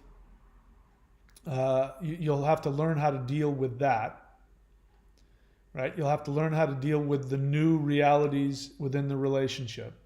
And so when you get somebody that's healthier at a level of health that you haven't experienced before, it's not like you're going to go, I'm with a healthy person. You're going to go, holy crap, I'm with a healthy person.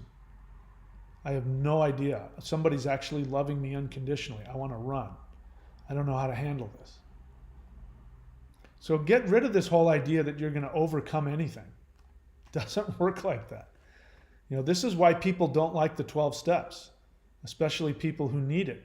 Because the first thing they say is, what is this really victim mentality thing of I'm powerless? I'm not powerless. No, you're powerless, and you're going to be powerless for the rest of your life. And as long as you stay powerless and do the 4 things, you'll be bulletproof. You won't get into another borderline relationship. And to answer your question is the same response I gave to Jameson, which is, what's the balance between boundaries and having understanding? You'll have to figure that out on your own, in your own way, and each relationship will be different. There's no such thing as healthy and unhealthy. There's, really extremely unhealthy, and then there's a mix in between. And there's, compromise and all that other stuff. And you'll have to figure that out. KB says, what is the PW for in front of BPD? Person with BPD. So it's a way of being politically correct, because BPDs often don't like, I'm not a BPD. In other words, they want to say I'm a human being. So you say a person with BPD. So that's what that means. Oh, did you Google it? All right. Oh, it looks like 666 is, I guess, had a lot of other things to say. No people is from Yemen. Well, welcome. Yep, even people in Arabic countries suffer from the same thing the rest of us do. Anyway, I have no issue with you being from anywhere. But I can understand why you would want to find somebody of your same culture. I understand that. That's not a completely non-understandable thing. Let's see. KB says, I was able to go no contact in my last relationship easily by working on myself and shifting my perception from loss, new possibilities. It helped me, but it took many relationships to get to that point.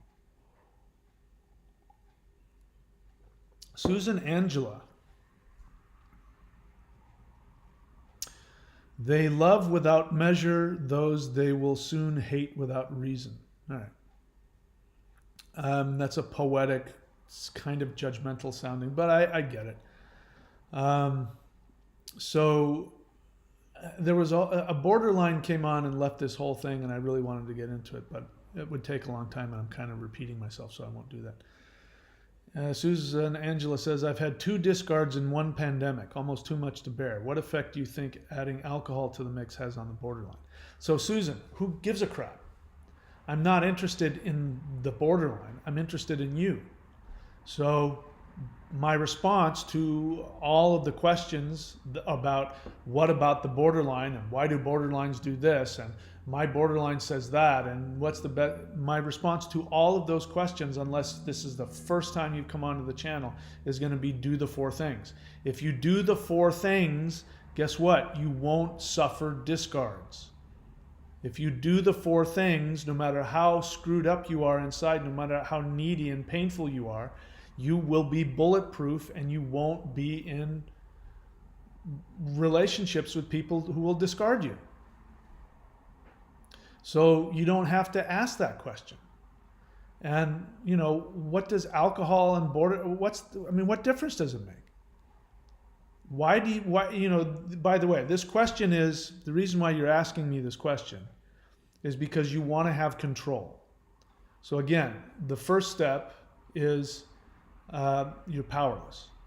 So whenever people ask why questions, and I could go through a lot of the questions that have come through, questions of how to control.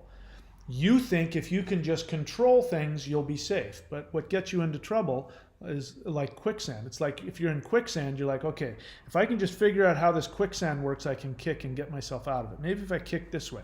No, and you get pulled in further. Now, the way to get your fingers out of a Chinese finger trap is to relax, is to stop fighting.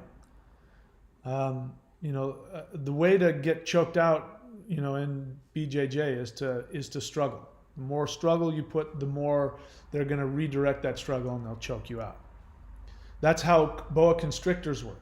If how boa constrictors kill animals is that they wrap themselves around the animal and they squeeze without stopping. They're just constantly squeezing.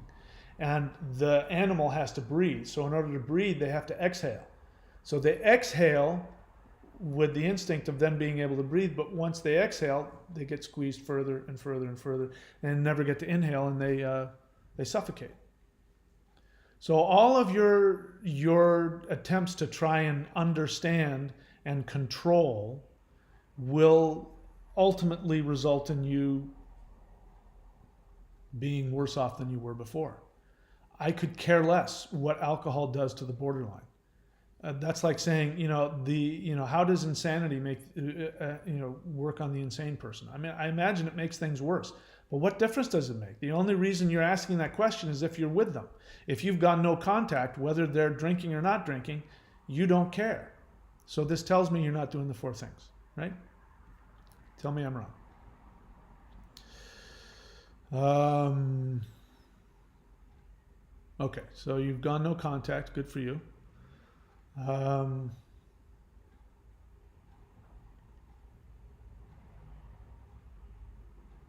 All right, so Basak is sharing their feelings. Do the four things. Then later says there's a Farsi coda group. I don't think that's Arabic though, right? Those are two different languages. Anyway, not my problem. Southside says, will they ever apologize for anything they did? How will that help you? You're walking around with an ice pick stuck in your eyeball. Does it matter if they apologize? They got another ice pick in the other hand, and they're walking around with it. And they apologize to you for the ice pick they put in one of your eyeballs? The only reason you ask that question is because you don't understand that they have a mental illness. You think that they're rational, which means that you want them to love you. Your desire to get them to apologize means you want them to love you. Whether you acknowledge it consciously or not, on an unconscious level, you want them to take you back. So my suggestion to you is to do the four things. That question is a question you don't ever have to ask again, because it doesn't matter. It won't mean anything. What I claim on my channel is that I've done the four things, and the four things have given me the ability to be completely healed from my relationship. You don't know what the four things are? Let me give them to you again. Number one, go no contact. 2,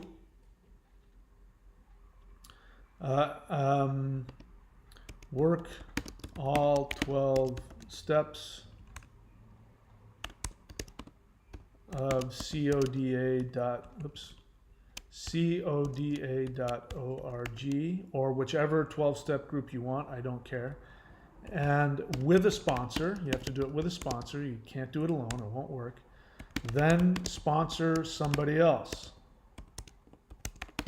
So just number 2 of the 4 things, you can see that's a lot. So just doing number 2 of the 4 things will keep you so busy that you won't have time to get involved with a borderline or have their relationship screw you up. You won't have time to be going onto their Facebook. You won't have time to be wondering what they're thinking. You'll be so wrapped up in doing the 12 steps and then sponsoring somebody else. You won't have time. So just the second one. That's why people ask me, if they don't, but if they did, which one of the 4 things, if I could only do one, which one would I do? I would say do number 2, which is you work all 12 steps with a sponsor and then you sponsor somebody else. By the time you've gotten through that whole thing, trust me, you're not asking any of these questions. You're not worried about them. You're not asking questions about them.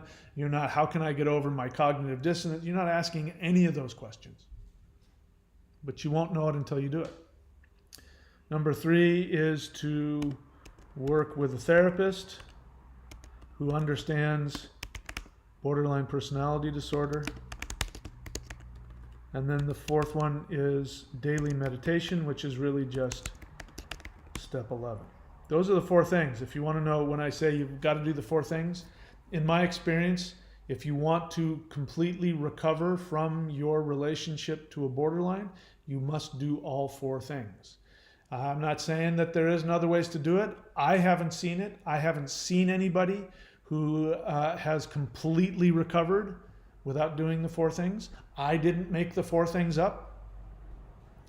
And so let me be clear about that. There are people out there who have been out of their relationship for 5 years or 10 years, and they have had some healing, but they're still not completely healed. It's sort of like, you got an infection and you didn't get rid of the infection, but you take some supplements that sort of offset the, or it's like, shingles, which is a herpes virus. When you get, as a kid, if you get chicken pox, it stays in your system, but you're never cured of it. And when your immune system is low, it comes out. And, when you get old, now that I'm pushing, almost 60, I've had a couple of shingles events because I had chicken pox as a kid. When your immune system goes down, it comes back. So when you get this infection, when you get the damage that's caused to you by being with an untreated borderline, what ends up happening is that maybe you'll get some relief. Maybe who knows what'll happen. But the infection never goes away. And when your self-protective mechanisms, when your self-empowerment wanes, when you have bad days, you're going to go right back into it. And, you could be, next thing you know, you're back with them 10 years, 20 years later.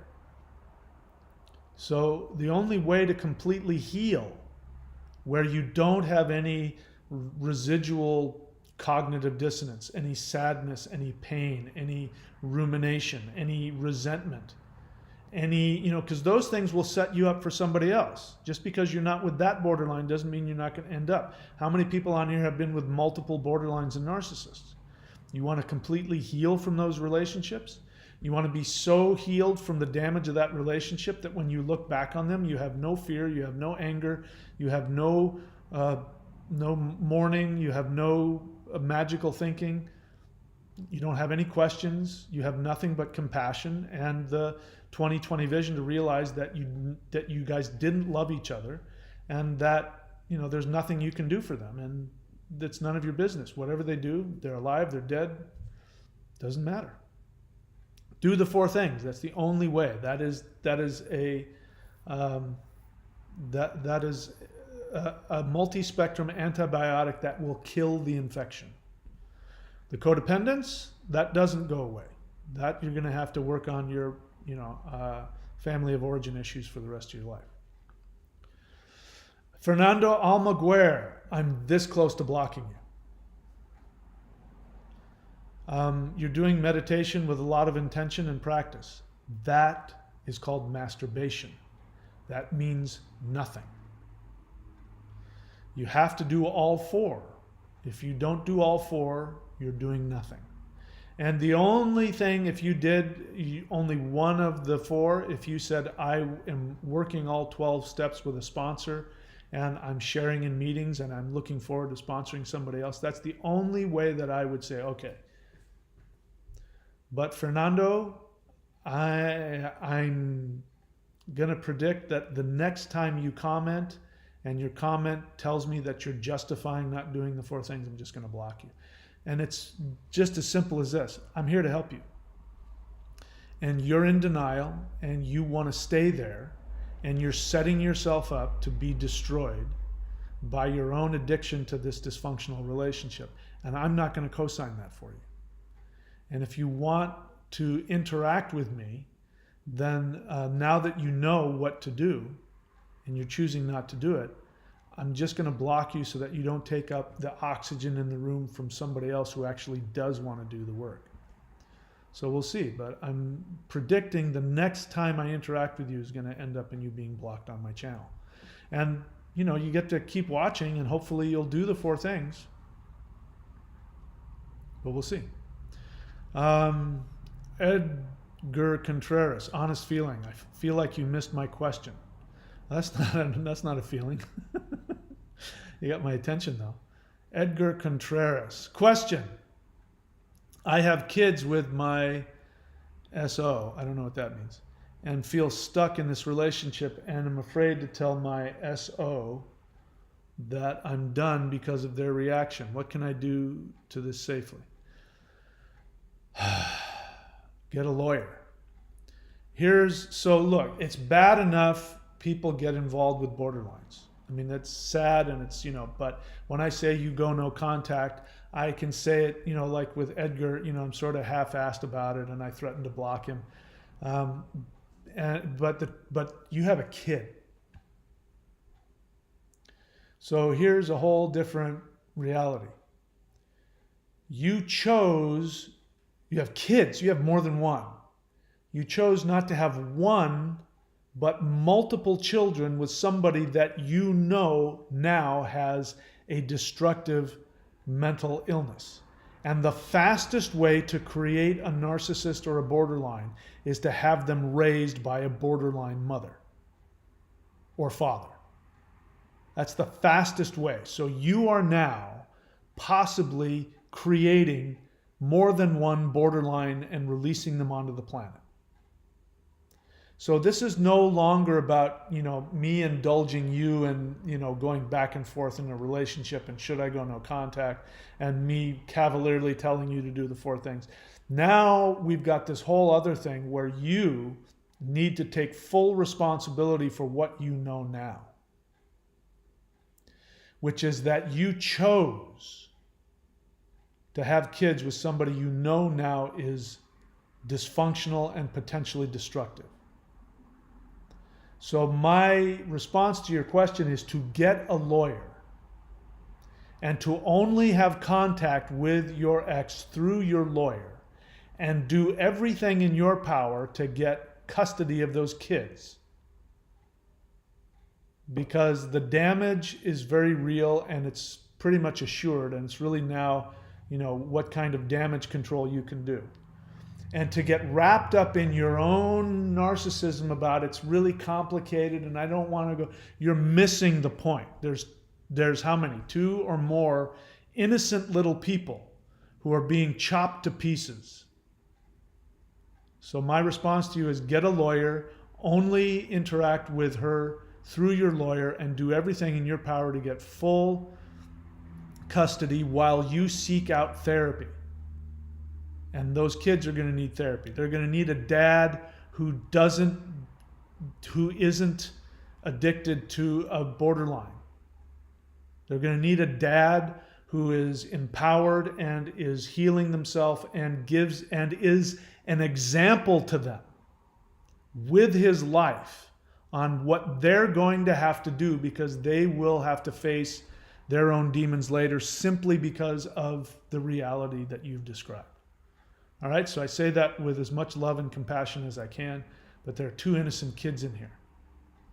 All right, so Wade is going to get blocked. I don't think Wade is Wade. I think Wade is somebody else who's upset because I have already blocked them. And again, I don't care how many fake profiles you make, I'm going to block you. And you don't get into fights, you don't get into flame wars with abusive narcissists. You just block them. So I'm going to block Wade. Let's all say goodbye to Wade. Dunk. All right, what else? Yeah, Elvin. So Elvin, Wade is a fake profile.